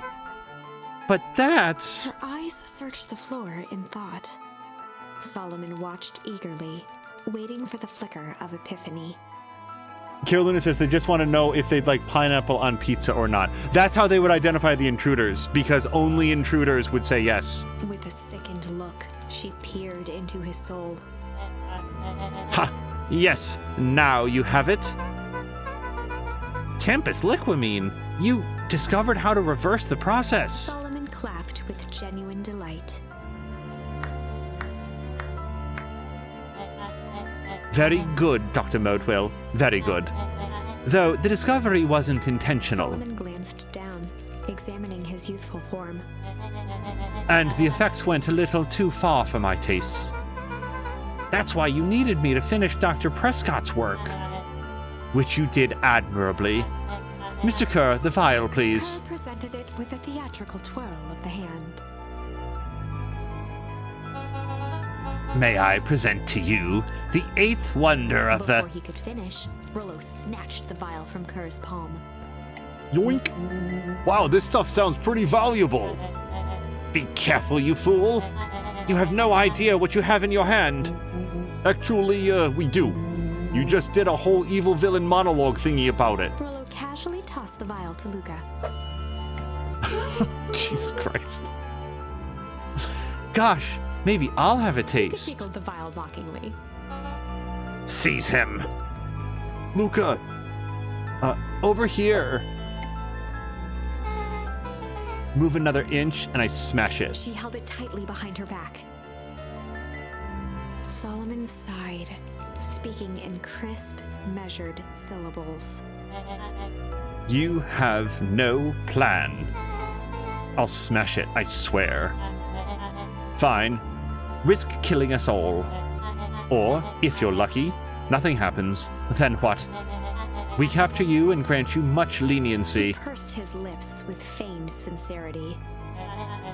But I give you my word, if you hand it over now, none of you will be harmed. A deep uncertainty washed over Beck.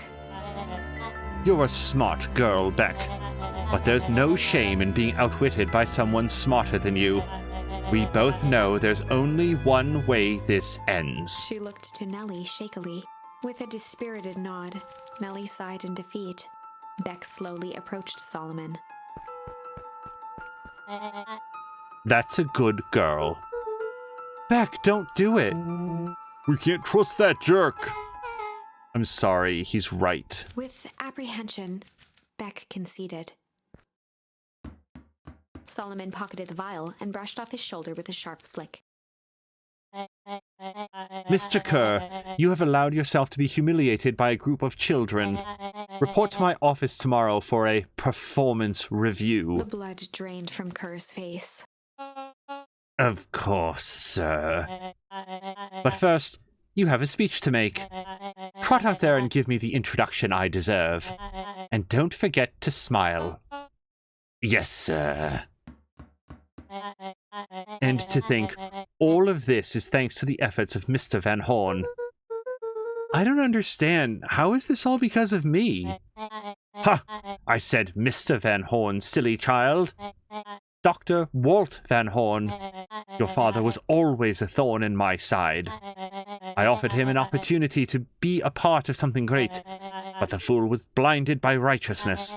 He even broke into my laboratory in an attempt to sabotage my work. Solomon shook his head with gratification. But the universe has a funny way of correcting course. By meddling with a force he didn't understand, Walt showed me his true potential. As fate would have it, Luca, your father's dying act was to grant me eternal A life. muffled applause resonated faintly through the walls.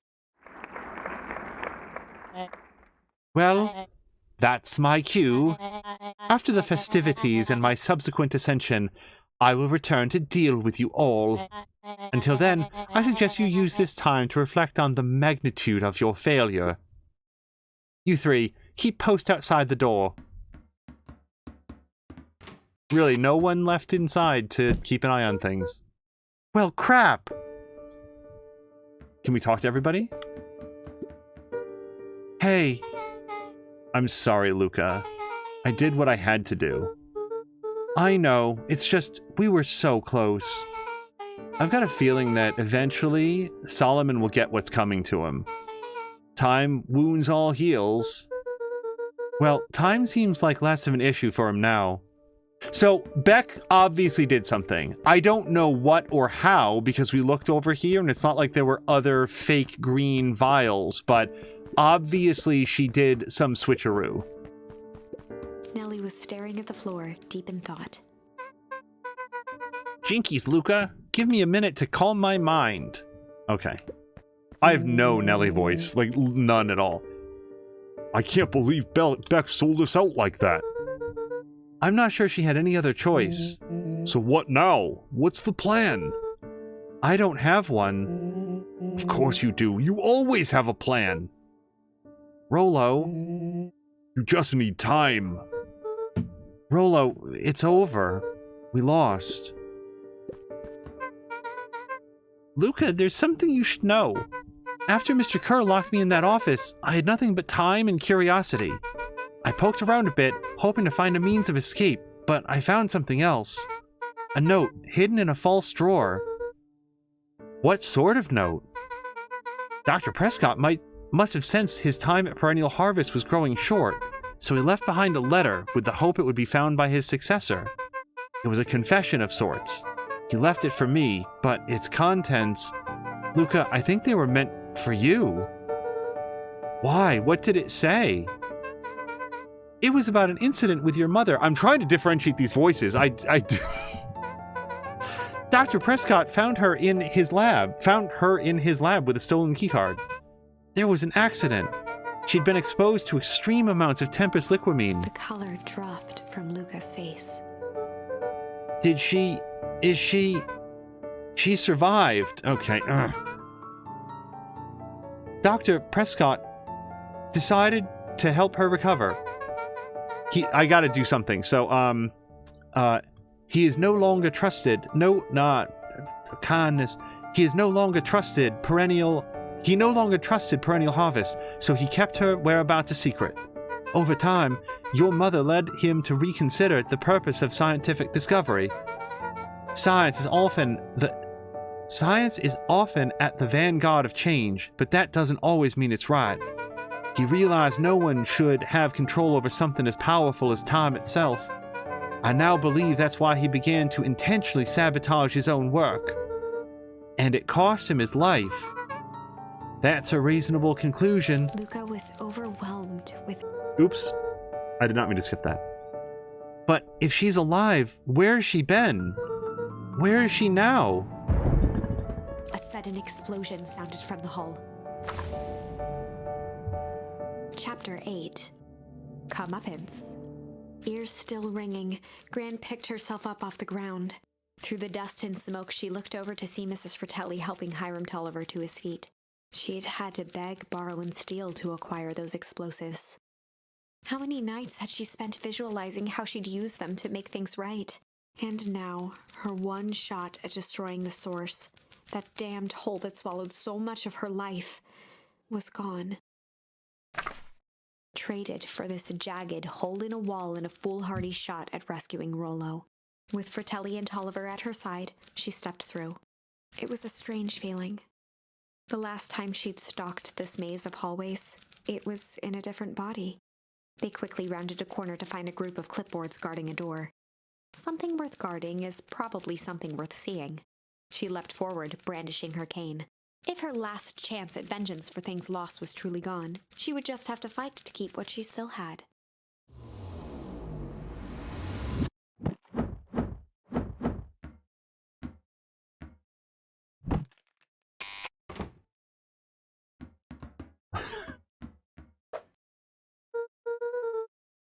We missed the Yoda lightsaber fight in the next room, but as Fox McCloud says, Gran is a level 100 badass. Gran, what are you doing here? Oh, Luca, what are you doing here? We're here to save Nellie. We're here to save Rollo. Hey, Mrs. Lucas Gran. That's awful nice of you, but I'm fine. Oh no, what did they... Gran, there's no time to explain. We have to go now. Come on, everyone. We've got a party to crash. They made their way out from deep within Perennial Harvest, just as Solomon finished up his speech. Wait, did the explosion at Perennial Harvest that's like 50 meters to the right, that didn't break up the party or draw any eyes? Thankfully, we can dispense with the formalities from here on out. Solomon pulled a glass vial from his pocket. We gotta stop him! In one smooth motion, he downed its contents. A triumphant smile grew across Solomon's lips. No! Well, I guess that's it. We lost. I wouldn't be so sure about that. With a mischievous look, Beck elbowed Luca. Remember when I had the vial behind my back? Okay. I might have tweaked this Wonder Potion with a little... So the game is repeatedly over and over and over and over again said that this is a story about change. I might have tweaked his Wonder Potion with a little change. Like a pocket change? Your unlucky penny. Wait. I do remember the unlucky penny. Yeah, I plopped it into the vial when no one was looking. What's that gonna do? No idea. That's the beauty of science. Now we observe. You can all call me Shopper Valentine. His body and face began to contort and expand as he disappeared into a belching green mist.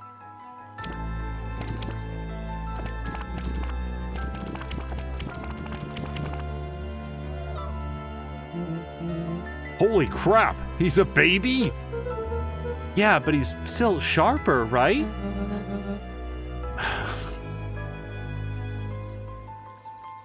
What he was no longer matters. This is an innocent child. I apologize for all the harm my father has caused you. Yeah. Brought to you by Sigmund Freud. This is some weird stuff now. The squirming child. She looked to her brother, her voice shaking with uncertainty. Augustus, what do we... What we Valentines always do. What must be done? I'll hurry home and prepare a crib for father, or younger, sharper. That would be a great help, thank you. She looked back down at the infant with equal parts kindness and terror in her eyes. As Mark Wax says, he should be easier to fight now that he's a baby. Would you even feel his punches? We can feel his glower. Look at his, like, the side eye that he's giving everybody. With a shake of her head, Eris addressed the crowd with a stern scowl. Okay, everyone, the show is over. You may leave now. Epilogue.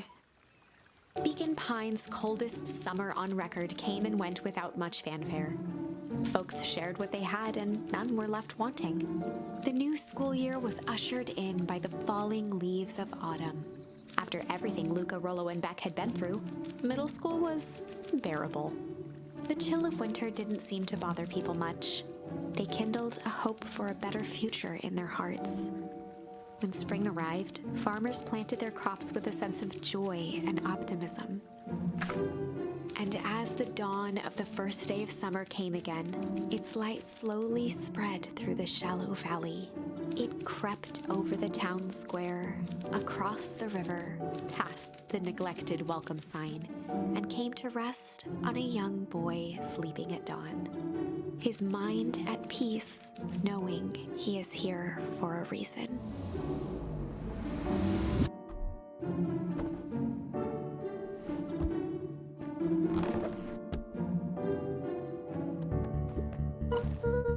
Rollo, are you up yet?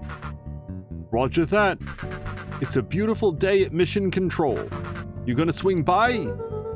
I'll be there in a minute. Wait, cause his mom is okay though. Like they have a cure for like Tempest Liquimine. She's gonna be like back to herself. Over time, Eleanor began moving Walt's old things out of the closet and into storage. Okay. Eleanor had moved back into her bedroom, and now that she wasn't sneaking out late, she even slept there most nights.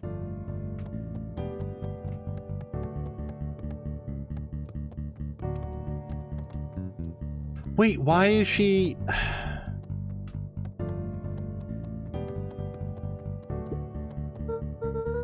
Mom, I'm ready to go now. You go on without me. I'll meet you there. I've got a batch of jam to finish jarring. It's funny. I only started making jam as a way to send messages without anyone noticing. But now I enjoy it.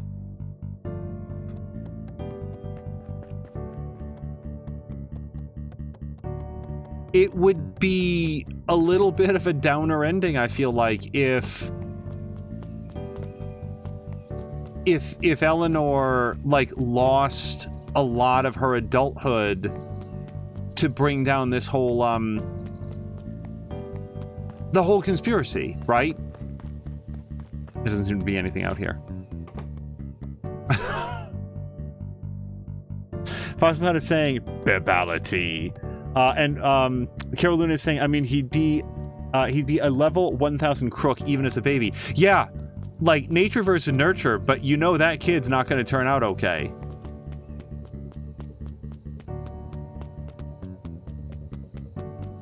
Oh, look at this. They moved the gravestone back to the original place, because that's where his dad actually would be.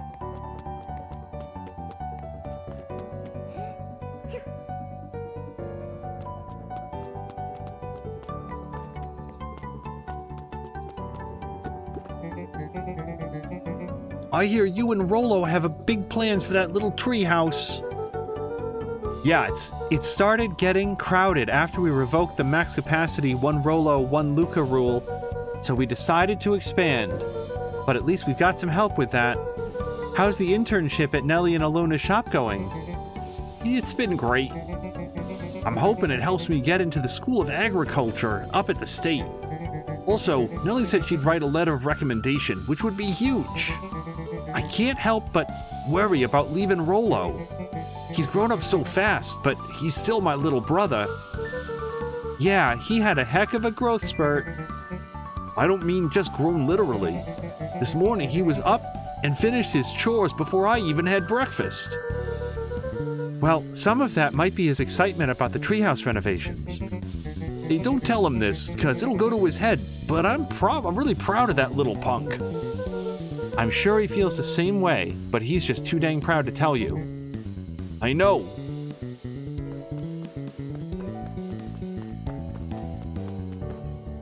Okay, we cannot interact with the shovel. We still can't leave Beacon Pines or go back to frozen Beacon Pines. So another question, I'm not nitpicking, but like, nobody ever explored outside of town to this eternal wintry wasteland? Hey Gus, how's the tree planting going? Couldn't be better. I'm so grateful to Alona and Nellie for letting me help. I just wasn't built to be a mayor. Too much bureaucracy. Gus, we finished cleaning up the sidewalks. What's When next? Perennial Harvest collapsed, most of the clipboards skipped town, but some stuck around and dedicated themselves to making things right. Anyone with a knack for art can paint the new offices. You can count on us. Well, it looks like you really found your calling. I never really felt comfortable telling people what to do. Now this right here, this is something I can be proud of. So, the treehouse is that way, but I want to, like, go look around.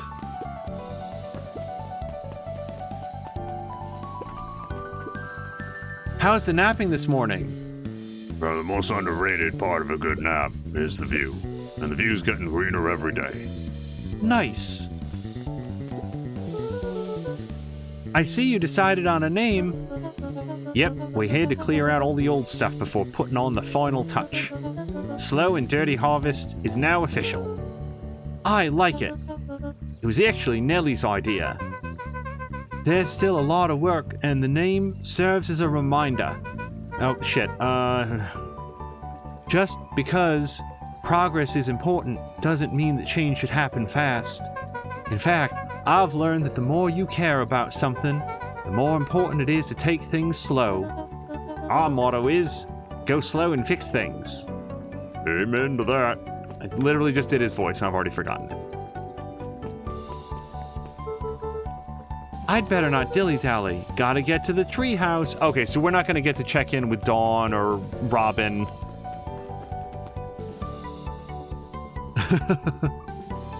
Fox McCloud is saluting the clipboards. Love you guys. Hey, Luca, get this. I managed to reel in an actual fish this morning. Seriously? Yep, an honest to goodness, flip-flopping, swim-swamming fish. I don't think I've ever caught an actual fish here. Been at least 7 years since I've caught one. I'd say it's a good omen. What do you do with the fish? Oh, I released it back into the pond. I'm hoping to catch it again tomorrow. So I don't think that we have any new objects, but again.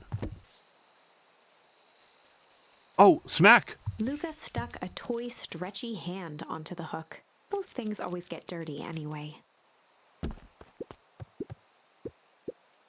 Give it a good cast now.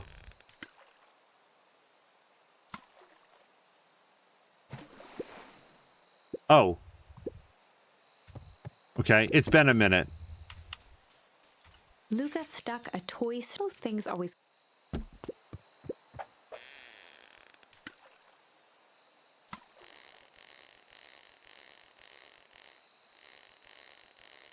I also like the fact that, like, in this memory, the Luca, like, character is noticeably different. Like, he's a little bit smaller, looks a little bit younger. Should we give it to Mom? She likes jewelry. That's a sweet thought, buckaroo, but I'm not sure she'd fully appreciate a pawn bracelet.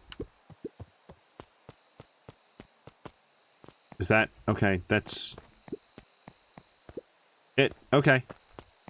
That looks like... if you look at the blanket on the ground, I feel like that's all of the possible catches. A little higher. Yep. Little lower. Yep. A little higher. Yep. Oh, what's Rollo's voice? Hey, yo. I'm telling you, the angle isn't the issue. We need more power to the radio. Luca, there you are. Would you tell him it's not the angle? Hey, I'm not in charge of the antenna redesign. Fine. Iggy, just, don't do anything drastic until we get back. Who, me? Tish, you're in charge while I'm gone. Yep. Hey, they'll be fine, right? It'll be fine. If we really want mission control to turn into something bigger and better, we have to loosen our grip a bit. You're right. Lead the way. Okay, now we can go. So, wait, is there anything to find in the treehouse?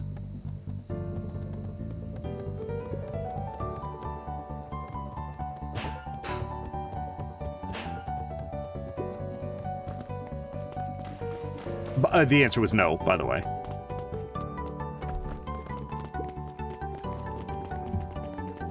I guess I'm not dilly-dallying anymore. Young Mr. Van Horn. How's little Solomon, or, Sharper doing? Young Sharper seems to enjoy nature more than I, so we do a lot of strolling these days. Has he, attempted to crawl out of his crib and plot world domination? Yeah. Thankfully, no. I spoke at length with Dr. Modewell, and she feels that Sharper's infant mind was not developed enough to retain his previous memories. For all intents and purposes, the child is unmolded clay. Let's hope he's a little nicer the second time around. That is the objective, yes. But really, all I can do is try and hope. 2 activities I am endeavoring to find less distasteful. Well, I think you're doing a great job, and the whole town is ready to help out however we can. I can't wait to teach him to throw a baseball. Eris did her best to ignore the tears welling in her eyes. That would be acceptable. He looked to his friends with a thankful smile. After everything that could have gone wrong, everything that did go wrong, we made it. The end. Closing her eyes, Miss Hatch took a deep, relaxing breath. I like the fact that, like, people have had to, like, catch Ms. Hatch up at every point in the story, because her nose has just been buried in this book the whole time. Fox McCloud is saying of Sharper, "Oh, hello, Luca. How are you?" "Really good, actually." "That's wonderful. Did I miss anything?" I think you're pretty much up to speed." And we can't actually go in here, right? Sorry, Fox McCloud was saying little Salamander looks cute. What's today's news that needs knowing? I'll give you tomorrow's headline today. Our old friend Patrick C. Montesquieu, a.k.a. William Kerr, just performed a stirring rendition of The Iceman Cometh at the State Correctional Facility. I hear there wasn't a dry eye in the house. Well, I guess he has plenty of time to work on his craft.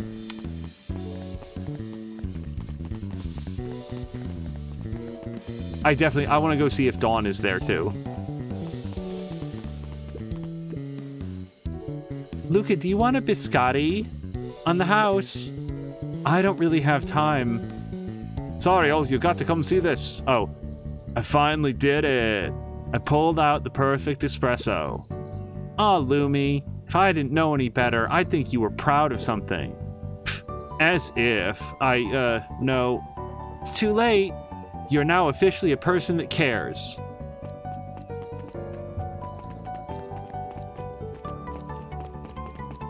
All right, let's go see if Dawn is there. Mrs. Fratelli.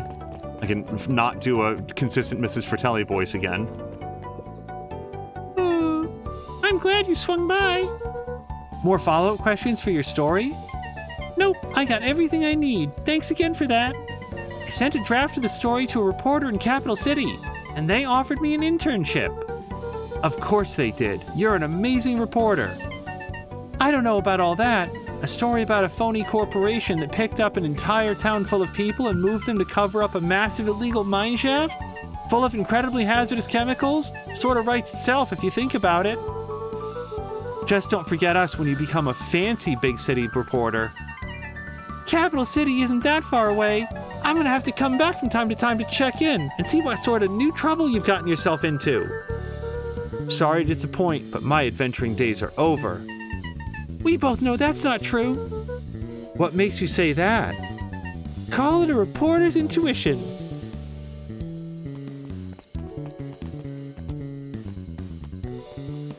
Oh, we don't get to talk to the clipboard, but he looks like he's having a good time. Paying customer clone. Mrs. Fratelli glowed with a carefree smile. Is that your suitcase? It's 2 weeks of unencumbered tranquility. Excuse me. Would you be so kind as to take my order? 2 weeks of sand, margaritas, and forgotten obligations. Excuse me. I'd love to place an order. Mrs. Fratelli sighed with a zen-like calm. Just as soon as the lunch rush ends. I'll be a feather on the wind. You're going on vacation? For the first time in years. And I've got you and your mom to thank. Why's that? She didn't tell you yet? You two are gonna fill in for me at the diner while I'm gone. Oh, happy summer. What did they say that this is like the next summer? Just like old times. It's fine, I'll wait.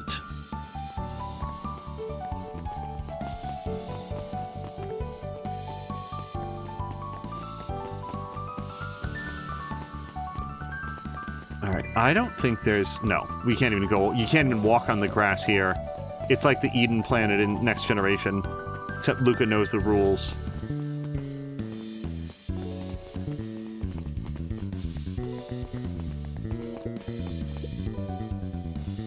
Wow, back for seconds?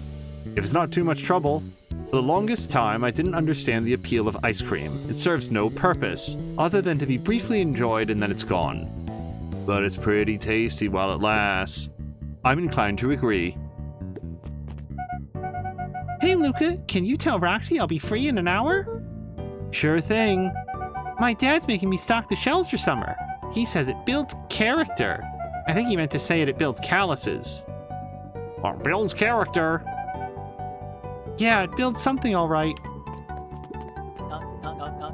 Luca, can I interest you in a delicious apple? He playfully waggled an apple. No thanks, just saying hello. Oh, well, hello there. Mind telling your mom we need a new crate of jam? Already? It's funny, I used to hide this stuff in the back, terrified that someone would find out about our secret messages. Now everyone wants to get their hands on Eleanor Van Horn's famous spy jam. I have to confess that I would absolutely buy a product called Eleanor Van Horn's famous spy jam.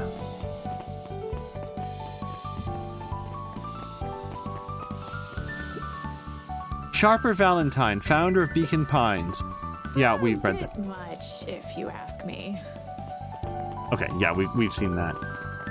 Oh, we have to stop by to Kato. Over the school year, Kato and Bert had become close friends. What, did you know that when they covered up the source, they found a new species of fungus? Yep, and they are studying it at the new labs. Did you know that Beacon Pines is now the smallest town in the county? Yep, close to the population before Perennial Harvest moved in. It typically went on like this for quite some time. Oh, hold on. I want to know if he's still spoiling Hank Atomic comics. I can't believe it's over. Yeah, the town's really starting to turn a new leaf. For the town, I was talking about Hank Atomic. I just finished the last issue. How was it? It's great as always. Hank finally returned to Earth, but it just feels weird now. Weird can be cool. It just means you're ready for something new. Any suggestions? You could ask Ms. Hatch about what she's always reading. She seems to really enjoy it. Maybe I'll do that. So, there's been a lot of, by the way, the Robin is up there. They've done a lot of, like, not so subtle indications just in the text of this that they're not going to do a sequel, which is sad because I've really liked this, but maybe they'll do something in a similar style that's completely different. Luca peeked over Piper's shoulder. Laid stealthily inside a large volume of mathematics was the first issue of Hank Atomic. Piper, are you reading Hank Atomic? Do you mind not telling anyone? You kinda got a reputation to uphold. Oh, it's nothing to be ashamed of. Just about every kid in town reads Hank Atomic. Honestly, I'm excited for you. What I'd give to start over fresh, to experience it again for the first time. I guess that's the downside of finishing something nice. At least now I can enjoy it again through you. Promise to tell me about it as you go? Sure thing.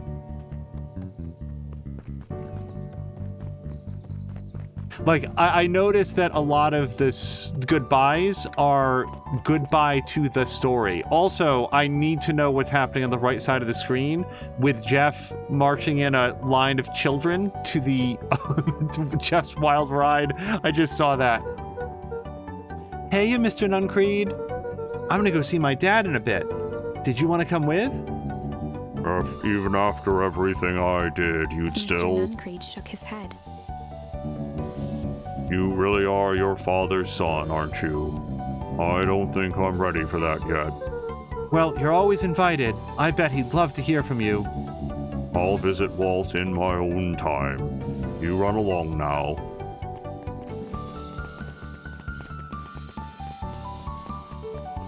Hey, Jeff. With perennial harvest gone, the transportation tubes were left unused. Come one, come all. No one is too big, no one is too small. But just Wild Ride. Maybe not completely unused. Just one piece of candy for the ride of your life. Who's next? Oh, all the bunnies love it. Guess what? Yesterday I saw a Dynastus Titius. And that's good?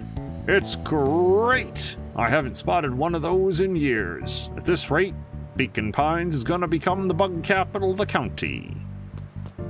Alright, hold on, before we go... Oh, wait, actually this is the way, sorry. It doesn't look like...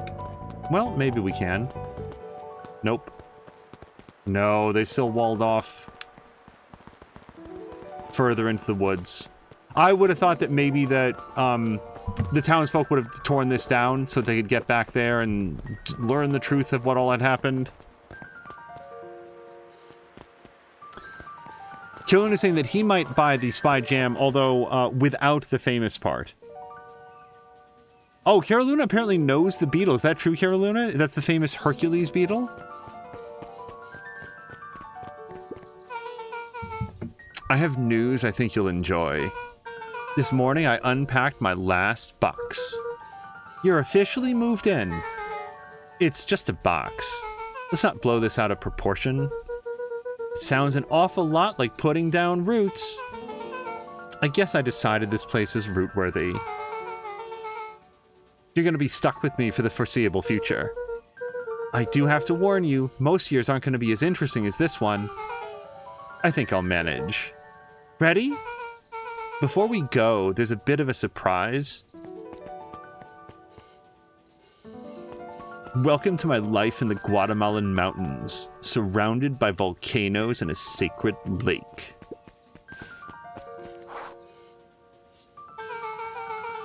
My mom's prepared this tree especially for you. They didn't have to do that.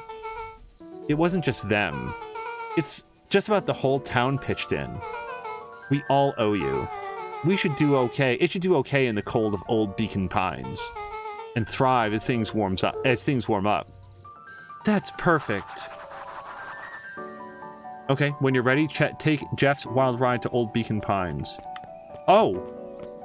Well, I think that we talked to everybody on the way here, so we can probably just go. I didn't even, recognize that Luca was carrying the tree yet. Oh, Carolina looked it up on Wikipedia. Yeah, the Hercules beetle. Why is it the Hercules beetle? Is it, super strong for its size?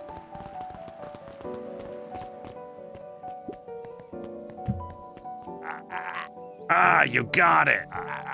And it's a good-looking tree.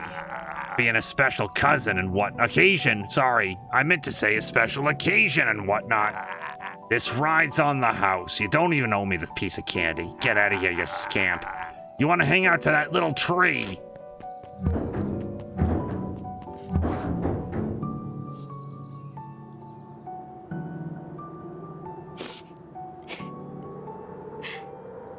I think this is it.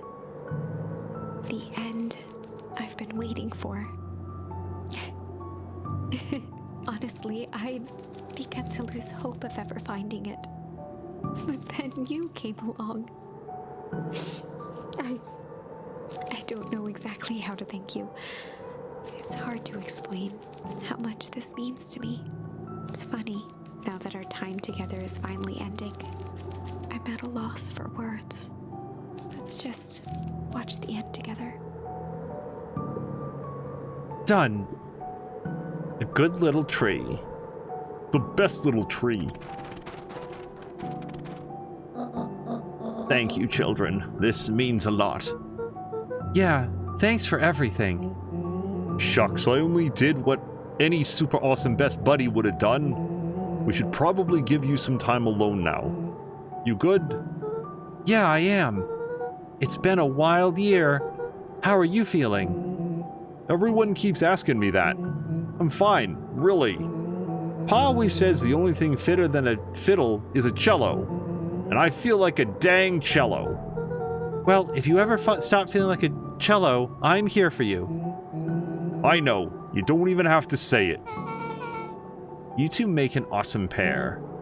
Excuse me, we're a trio now. Yep. Thanks. There's just one thing missing now that you're a part of our group.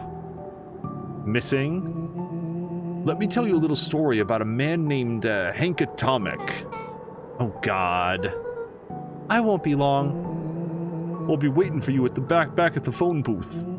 I found the perfect way to start our summer.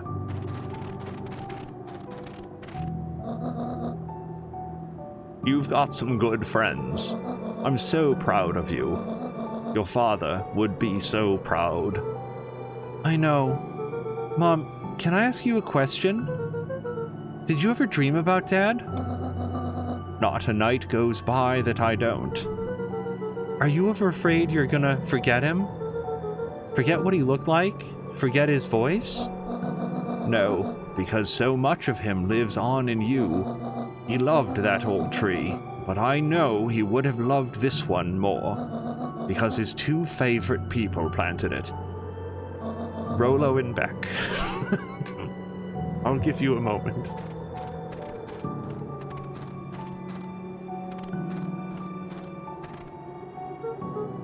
Hey, Dad? Dr. Modwell says that over the next few years, this place should warm up, so you won't have to be so cold for much longer. I think I finally understand why you left that night. There were things you believed in. Big things. Those beliefs were the things that made you, you. If you wouldn't have stood up to Sharper, stood up for what you believed in, you wouldn't have been the same person anymore. You had to go, but that didn't mean you loved us any less.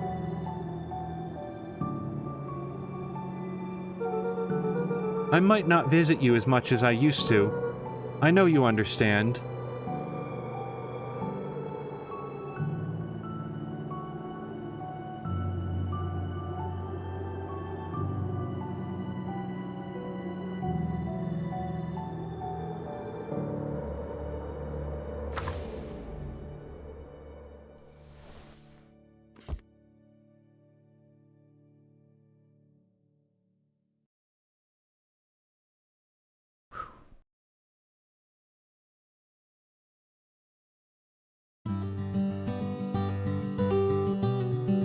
Okay, can I get a volume check on how loud the music is? Part of me wants to Alt-Tab out and maybe dial it down a little bit if this is too loud.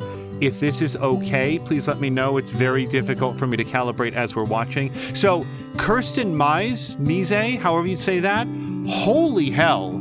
She's good. Okay, so Fox McCloud is saying, okay, I'm getting some that it's okay compared to me. So there's no step that I want to say I want to go above. Kirsten Mize is an incredible voice actor. She did so good from the beginning of it. Like I said, we kept trying to dial it up because in the VODs, I'm concerned that you guys weren't able to hear how good she was. She is a great narrator, a great storyteller. I want to look her up after this to hear like what else she's voiced and been in, because if she doesn't have a filmography as long as my arm, people need to get her hired. She's really good, the voiceover in this. She's so good that I personally would have liked it if they had other voiced characters. I know that's expensive. Hold on, the fourth producer is Cat Barf, everyone. This was great. This was really, really great. Angel, this is the second thing that she's been credited with. And then Marquardt, rather, has put in the IMDb. I'm just letting you guys know, if she doesn't have a career going right now, she's going to soon. If you guys, I'm just saying to the game development community, to the voiceover community, snap her up now.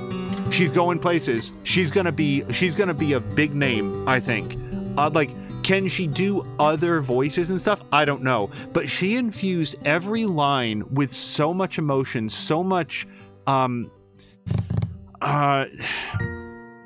there was a lot to her performance. She wasn't just reading the words aloud, she was communicating to you with every line of dialogue how she felt.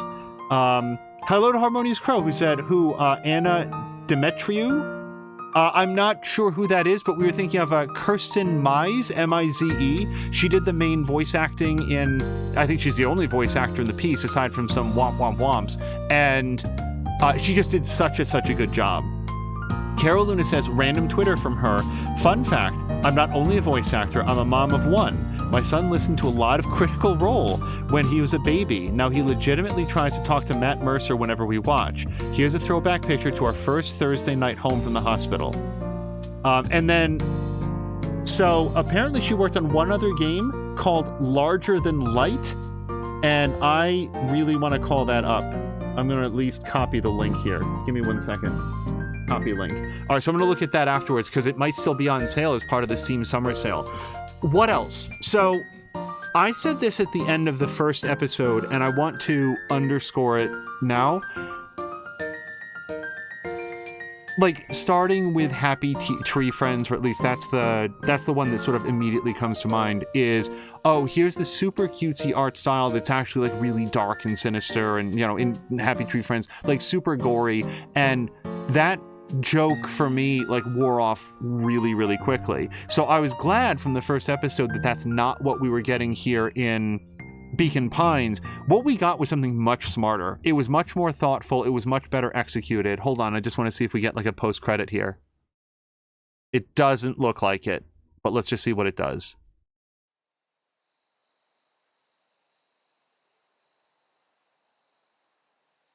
All right, I'm going to press a button. If it just starts the game over, then we will... Okay, you know what? Before we touch this, This could have been presented with any number of character designs, any number of artistic styles. This could have been presented with a whole bunch of human characters running around in a fully realized 3D engine, similar to a Dreamfall Chapters or something like that. The quality of storytelling was really good, and it kept me guessing the whole way through. There were lots of twists and turns. It didn't feel to me like they were just piling on for no good reason, where we're just going to be unpredictable for the sake of, having another big moment.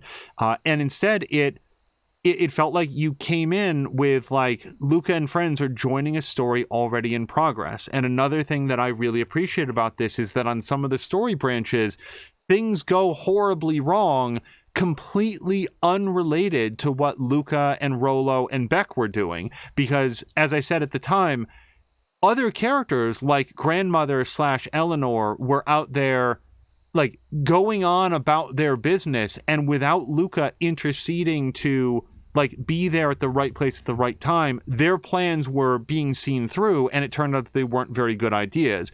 They had no way to know that, but I like that. The story is progressing regardless of the protagonist's interaction. It's not a timed game. Like, you don't have to be at certain points at certain times, but otherwise, like, what you know as a player and what options on the time tree that you have there, you know, ultimately you find your way through to a conclusion. That was another thing that I started to say a little bit earlier. We're time traveling up and down this story, but the characters never are. So you get these, you know, moments that are loaded with dramatic tension where we know Solomon is Sharper Valentine, but Luca and friends don't. And that's a very neat way to sidestep anybody, you know, getting hit with the idiot stick. A lot of times in time travel stories, you're watching it as like an observer and just saying, like, you fools, why don't you just do it this way? This is not a time travel story. This is, somebody compared it in the first episode. It might have been Marquardt, Caroluna, I don't remember who, about that this is like a choose your own adventure book. And if you read those books like I do, you would like find a page where you weren't sure which way you wanted to go. You'd stick your finger in the book and then read sometimes all the way down that tree. I remember I'd have those books open with like 4 fingers stuck at different places that I wanted to go back to. That's what this was like, where every once in a while, the narrator would say, whoops, and then you could go back to a specific decision point. But it also made sure that the interface was clear enough that you didn't wind up accidentally wandering down the same path a couple times. By the way, Crow, I hope that you're doing well. I hope that you had a great holiday. We just wrapped up Beacon Pines. So it's a great game. I don't know enough about your particular interest in games to know, like, is this something Crow would like? But I would hate to spoil it just in case. It's sort of a cartoonish, animal-themed mystery. It's not really a murder mystery so much, but it's got a very sophisticated plot. And even I'm like, trying to pay close attention and trying to remember what happens on what tree branch.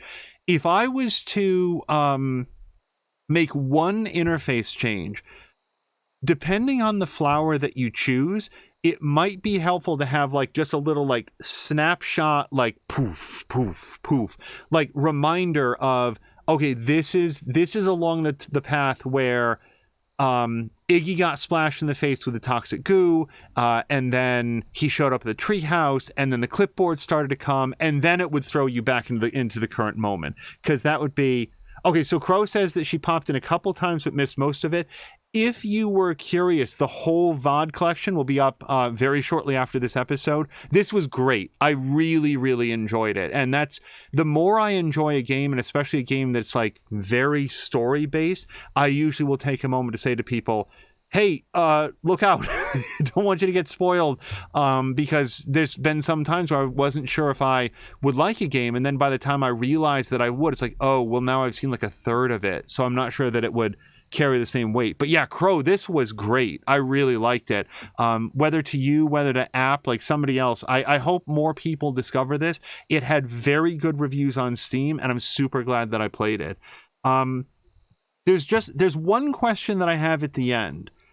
We know that an antidote exists for exposure to Tempus ketamine, or whatever it was called. Whatever the name of the drug was, because we know that it worked on Sharper. And what's more, we know that Beck's mom helped make it. Why did they not make some of that, if not for Rollo? Like, maybe Rollo likes suddenly being like a young adult.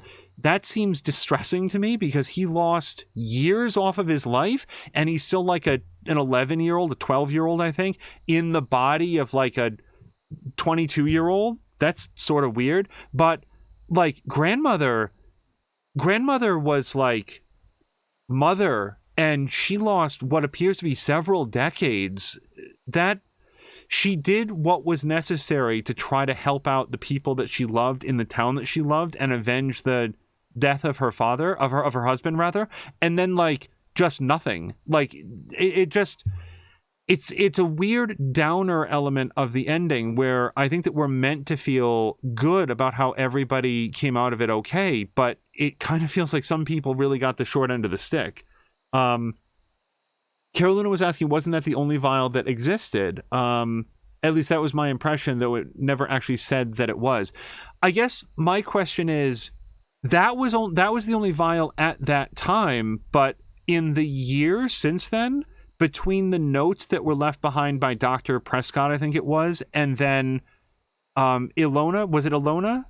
No, see, now I'm getting the names mixed up. But the scientist mother that worked at the at Perennial Harvest, surely she could have gotten more, like without the penny in it.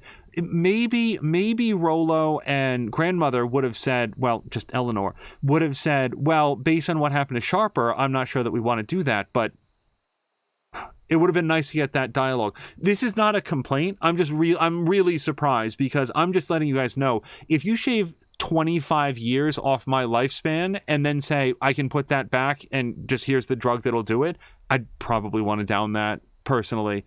It's not that I want to live forever. I actually affirmatively don't, but I don't want to die sooner than I was supposed to.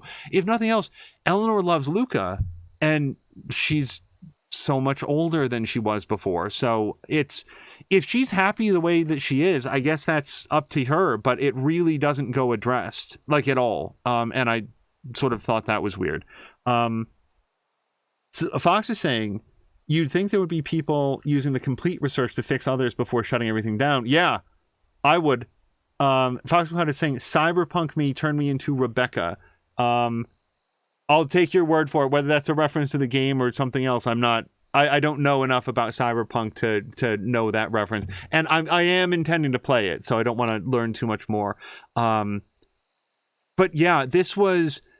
So when this episode started, I said something about, like, the animation is really good. Well, the animation is fine. You know, this is not, I think I said, like, not a Ni no Kuni. I'm trying to think of, like, another example of a game that really has, like, stellar animation. The animation in this is fine. What I really liked about it was the art style. It's very bright. It's very colorful. The lines and everything are very sharp. It's got these, like, static images for, like, the characters in different poses, the different facial expressions. I just loved everything about the presentation. I recognize that there are places where there could have been more, like in the animation, but I also want to stress, I don't care about that. Like, saying there could have been more time into the, you know, in-engine character animation, I don't know that time would have been better spent. You know, I think this is so good just the way that it is. And there's enough animation there to sort of, like, fill in the gaps of what might be described in the narration, but they don't break the budget trying to do it. So, no, big thumbs up on this all the way around. Do I have anything else to say before we wrap it up? I'm just thinking aloud. Some of the biggest twists to me were, like, when we saw grandmother in the hazmat suit, because I really was like, oh, holy shit. Like, I just never thought that she would be working on the inside. But then we discovered, well, no, she was wearing a disguise to collect more information. So that was, again, I was having this conversation over the weekend because we watched the movie Old, and I'm not going to describe the movie Old in any way, positive, negative, whether it applies to this next topic or not, but that's why it came up when I was saying the career arc of M. Night Shyamalan is very unfairly maligned as being, ooh, what a twist, when in fact, most of his movies simply have plot developments. Grandmother being in the hazmat suit was not a plot twist. It was a plot development. It was more information about what was happening in the story. It feels like a twist at the time, but then it's not, because you learn more about that in context and you realize, oh, she's just going undercover. These guys wear big, bulky, yellow hazmat suits with opaque masks that you can't see. It's a very effective way to collect more information about places that she's not supposed to be. That makes sense. And that was sort of like the way the story went. I guess I don't even think it's that much of a twist that Mr. Nuncreed was in on it and, like, threw Luca into the into the phone booth because I didn't know if we could trust him. I didn't know who we could trust. And we sort of discovered rather dramatically that he was on the bad. He was on the naughty list. Mark Wack is saying, I didn't realize this was a Kickstarter game. The narrator was a stretch goal. I'm glad they hit that goal. Mark Wack, ditto that. Wow. I mean, like, it's not that the story would have been bad if they hadn't had the narrator, but boy, she was good. Like I'm just saying, like, career making good. I would love to hear her other work, that like the other game that you pointed out. I'm going to look into that. Thank goodness they got that stretch goal. Yeah, that is everything, I guess. Yeah, I like, that's what I liked about it. It wasn't like a big, like, here's a big moment, a big plot twist, a big reveal. Instead, they wrote a big story. And then the way in which the story unfolds causes one mystery to get some answers and then, you know, blend it in with another. Like, why does Mr. Tolliver show up in Juniper's basement? And then the kids, like, tie him up and, like, interrogate him. Why is he there? Is he part of the conspiracy? Is he trustworthy? And when he runs away and he locks them in behind him, he's doing that for their safety because he's expecting to set off bombs at the Harvest Festival. Like, as you understand the story, I'd have to think about it, but for the most part, everyone's actions make sense at every step of the way. Even, like, Mr. Kerr, he's not evil, he's greedy. He wants money. He's, a down on his luck, faded actor that has trouble getting work. And what's his face? Sharpers not only offering him a very large amount of money, but also the promise of eternal life, or at least a much longer life, and hopefully a return to his better recognized acting days. He's acting self-interestedly, which I think is different from just wanting to be evil. Sharper is a little bit more evil, but he's an evil capitalist, or maybe just capitalist. He wants to make money. He's found the secret to eternal life. He knows that he can market this and sell it. He can sell it first to sell crops, then to sell years on your life, and he knows exactly what he has a hold of. These aren't characters that just want to malevolently destroy the world. They're acting in their own self-interest, as is Grandmother and Luca and Tolliver and everybody else. Fox McCloud is saying this game is a good example of why I like these Kickstarter games instead of AAA. They can do what they want. Mark Black is saying Mr. Kerr knew about the offering people, like the scientists. I would say that takes the needle into the sphere of evil. Yeah, that's true. Because not only, Mark Wack, I'll do you one better because I wasn't thinking about it this far down the line. Not only did he know about the offering people, he was ordering it. Like, he was commanding the clipboards. Oh, and I guess we can make a lot of assumptions about the clipboards now that we know that they had a frost goo that allowed them to control time, that multiple replicas of the same character, you know, the idea that could lead to rapid clone maturation is easy to envision with just that premise. But they don't go out of their way to explain it. This is not a game where they feel the need to have a really methodical explanation for every last thing that happened. They sort of trust in the audience to understand, okay, evil biochem firm. We get it like that. But yeah, Mark Wack, you're right about that. Mr. Kerr not only knew, but ordered the, if not the murders, which I think that he might have. Because who dies in the story? Mr. Prescott, Luca's father. I think that's it. Do we know of anybody else who got Dr. Prescott? Do you know of anybody else who affirmatively got killed? Regardless, Mr. Kerr was in on it and certainly had no compunction about ordering, like, the abduction of children and stuff like that. So, yeah, you're right. He was into it deep enough to say, like, absolute evil. I guess what I'm thinking of is that they're not like, you know, Captain Planet evil, where they just want to, like, ruin things for the hell of it. They're doing it for their own self-interest, but yeah, evil. I take it back.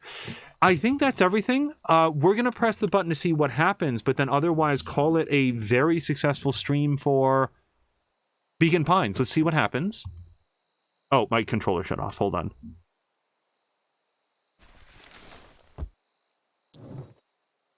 Okay, so if you wanted to go back and see the other story tracks, you could.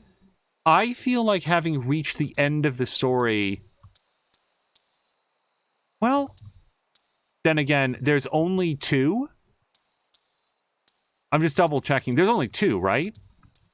Okay, let's do a little epilogue. Because I suspect that these are going to be quick, like, no, you guessed wrong. This is what did Beck put into the potion? We chose change because the story told us it multiple times. This is a story about change. But let's see what we would have gotten with Malice or Junk.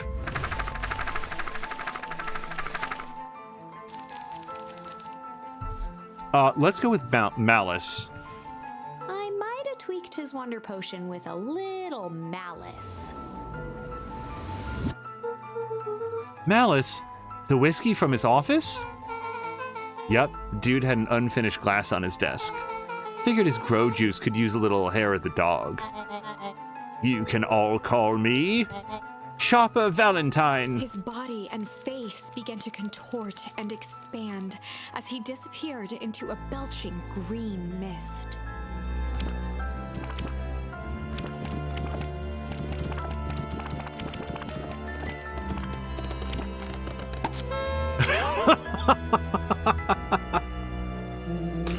Hey, now that's what I call 80 proof whiskey. Damn, dude. The crowd gazed in stunned silence at the now empty stage. The quiet was broken when William Kerr sprinted off stage and into the distance. He was never seen around Beacon Pines, or anywhere else for that matter, again. Watching the silhouette of Kerr disappear over the horizon, Luca began to laugh. First, a low chuckle that became uncontrolled, heaving laughter.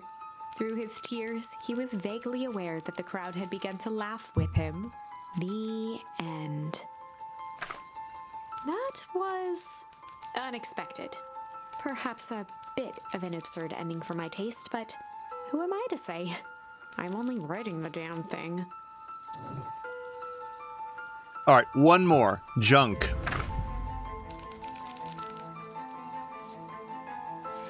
I might have tweaked his wonder potion with a little junk. Fox McCloud really liked that one. Can't wait to see the look on his face when he realizes he drank his own cigar ash. Wait, how did ashes get into the vial? It was pretty easy to mess with the vial when it was behind my back. Oh, that's sneaky. Well, it's a bad habit anyway. Paul always says bad habits are like 50-yard field goals. Huh? Hard to kick. You can all call me Shopper Valentine. His body and face began to contort and expand as he disappeared into a belching green mist.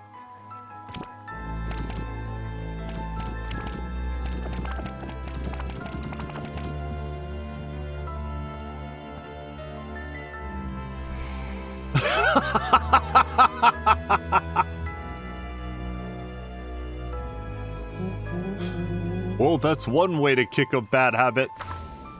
Okay, I really like that one. As what was once Sharper Valentine wafted into the air, the crowd began to disperse, still numb from what they had just observed. Sharper Valentine was gone for good. His end would be a new beginning for Beacon Pines, a new chance to let go of the things they had lost and grab hold of a new future. The end. Well, I'd be lying if I said that wasn't a bit gratifying. If that feels to you like a good note to end on, I won't stand in your way. No, we definitely got the true ending. So we just double check. I think that is... So, absent a badge that I didn't get, that's everything. All right, so if I B, A, start... I don't want to do new game. I think that's it. I think that is everything that we can do in the game because this game basically has no title screen. It's weird.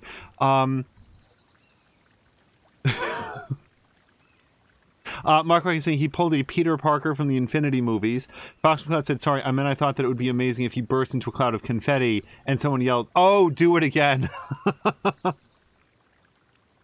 Also, Carol Luna was voting for, you should have separated these endings into separate streams. Yeah, like Clue, the movie Clue, where you have different endings playing at different theaters, so everyone disagrees about what really happened. Yeah, no, this was great. I picked this up because it was a brand new release. It was from a very small developer. I don't think I knew that it was Kickstarted, but it came out, and I caught a glimpse of the art style. It was very well reviewed. I was like, why not? Why not, jump onto like a quick-based story game after whatever the previous game was that I'd played. I think it was like Resident Evil 2 or something that was like, by design, tough and oppressive and very grim, and this looked like to be the opposite in every way, and what a delight. This really was great. This also, just a little bit of a footnote for the future, we also just wrapped up the main storyline in Assassin's Creed Valhalla, so this sort of resets the long-form playthroughs that we had going on. Carol Luna notes that this feels a bit like a visual novel. Carol Luna, I think that visual novel is in like the tags on Steam for this. Like, I think that that's the genre that people were calling it. So, yeah, I don't know how quickly we'll be jumping into the next long-form playthrough, but it'll come up. I'd say that our next streams are very likely to be a little bit more Oxygen Not Included, and then Mia had actually specifically requested a Stellaris stream that, time willing, we'll probably be doing tomorrow. Whether or not that'll be archived, probably not, but Mia had expressed an interest in learning more about the game, and I'm always looking for an excuse to play Stellaris, so we'll probably be checking that out tomorrow with the big new Orion patch, or whatever it's called. Cestus patch? I forget which patch it is, but yeah, look forward to that. Until next time, you guys, thank you so much, and I hope you have a great night.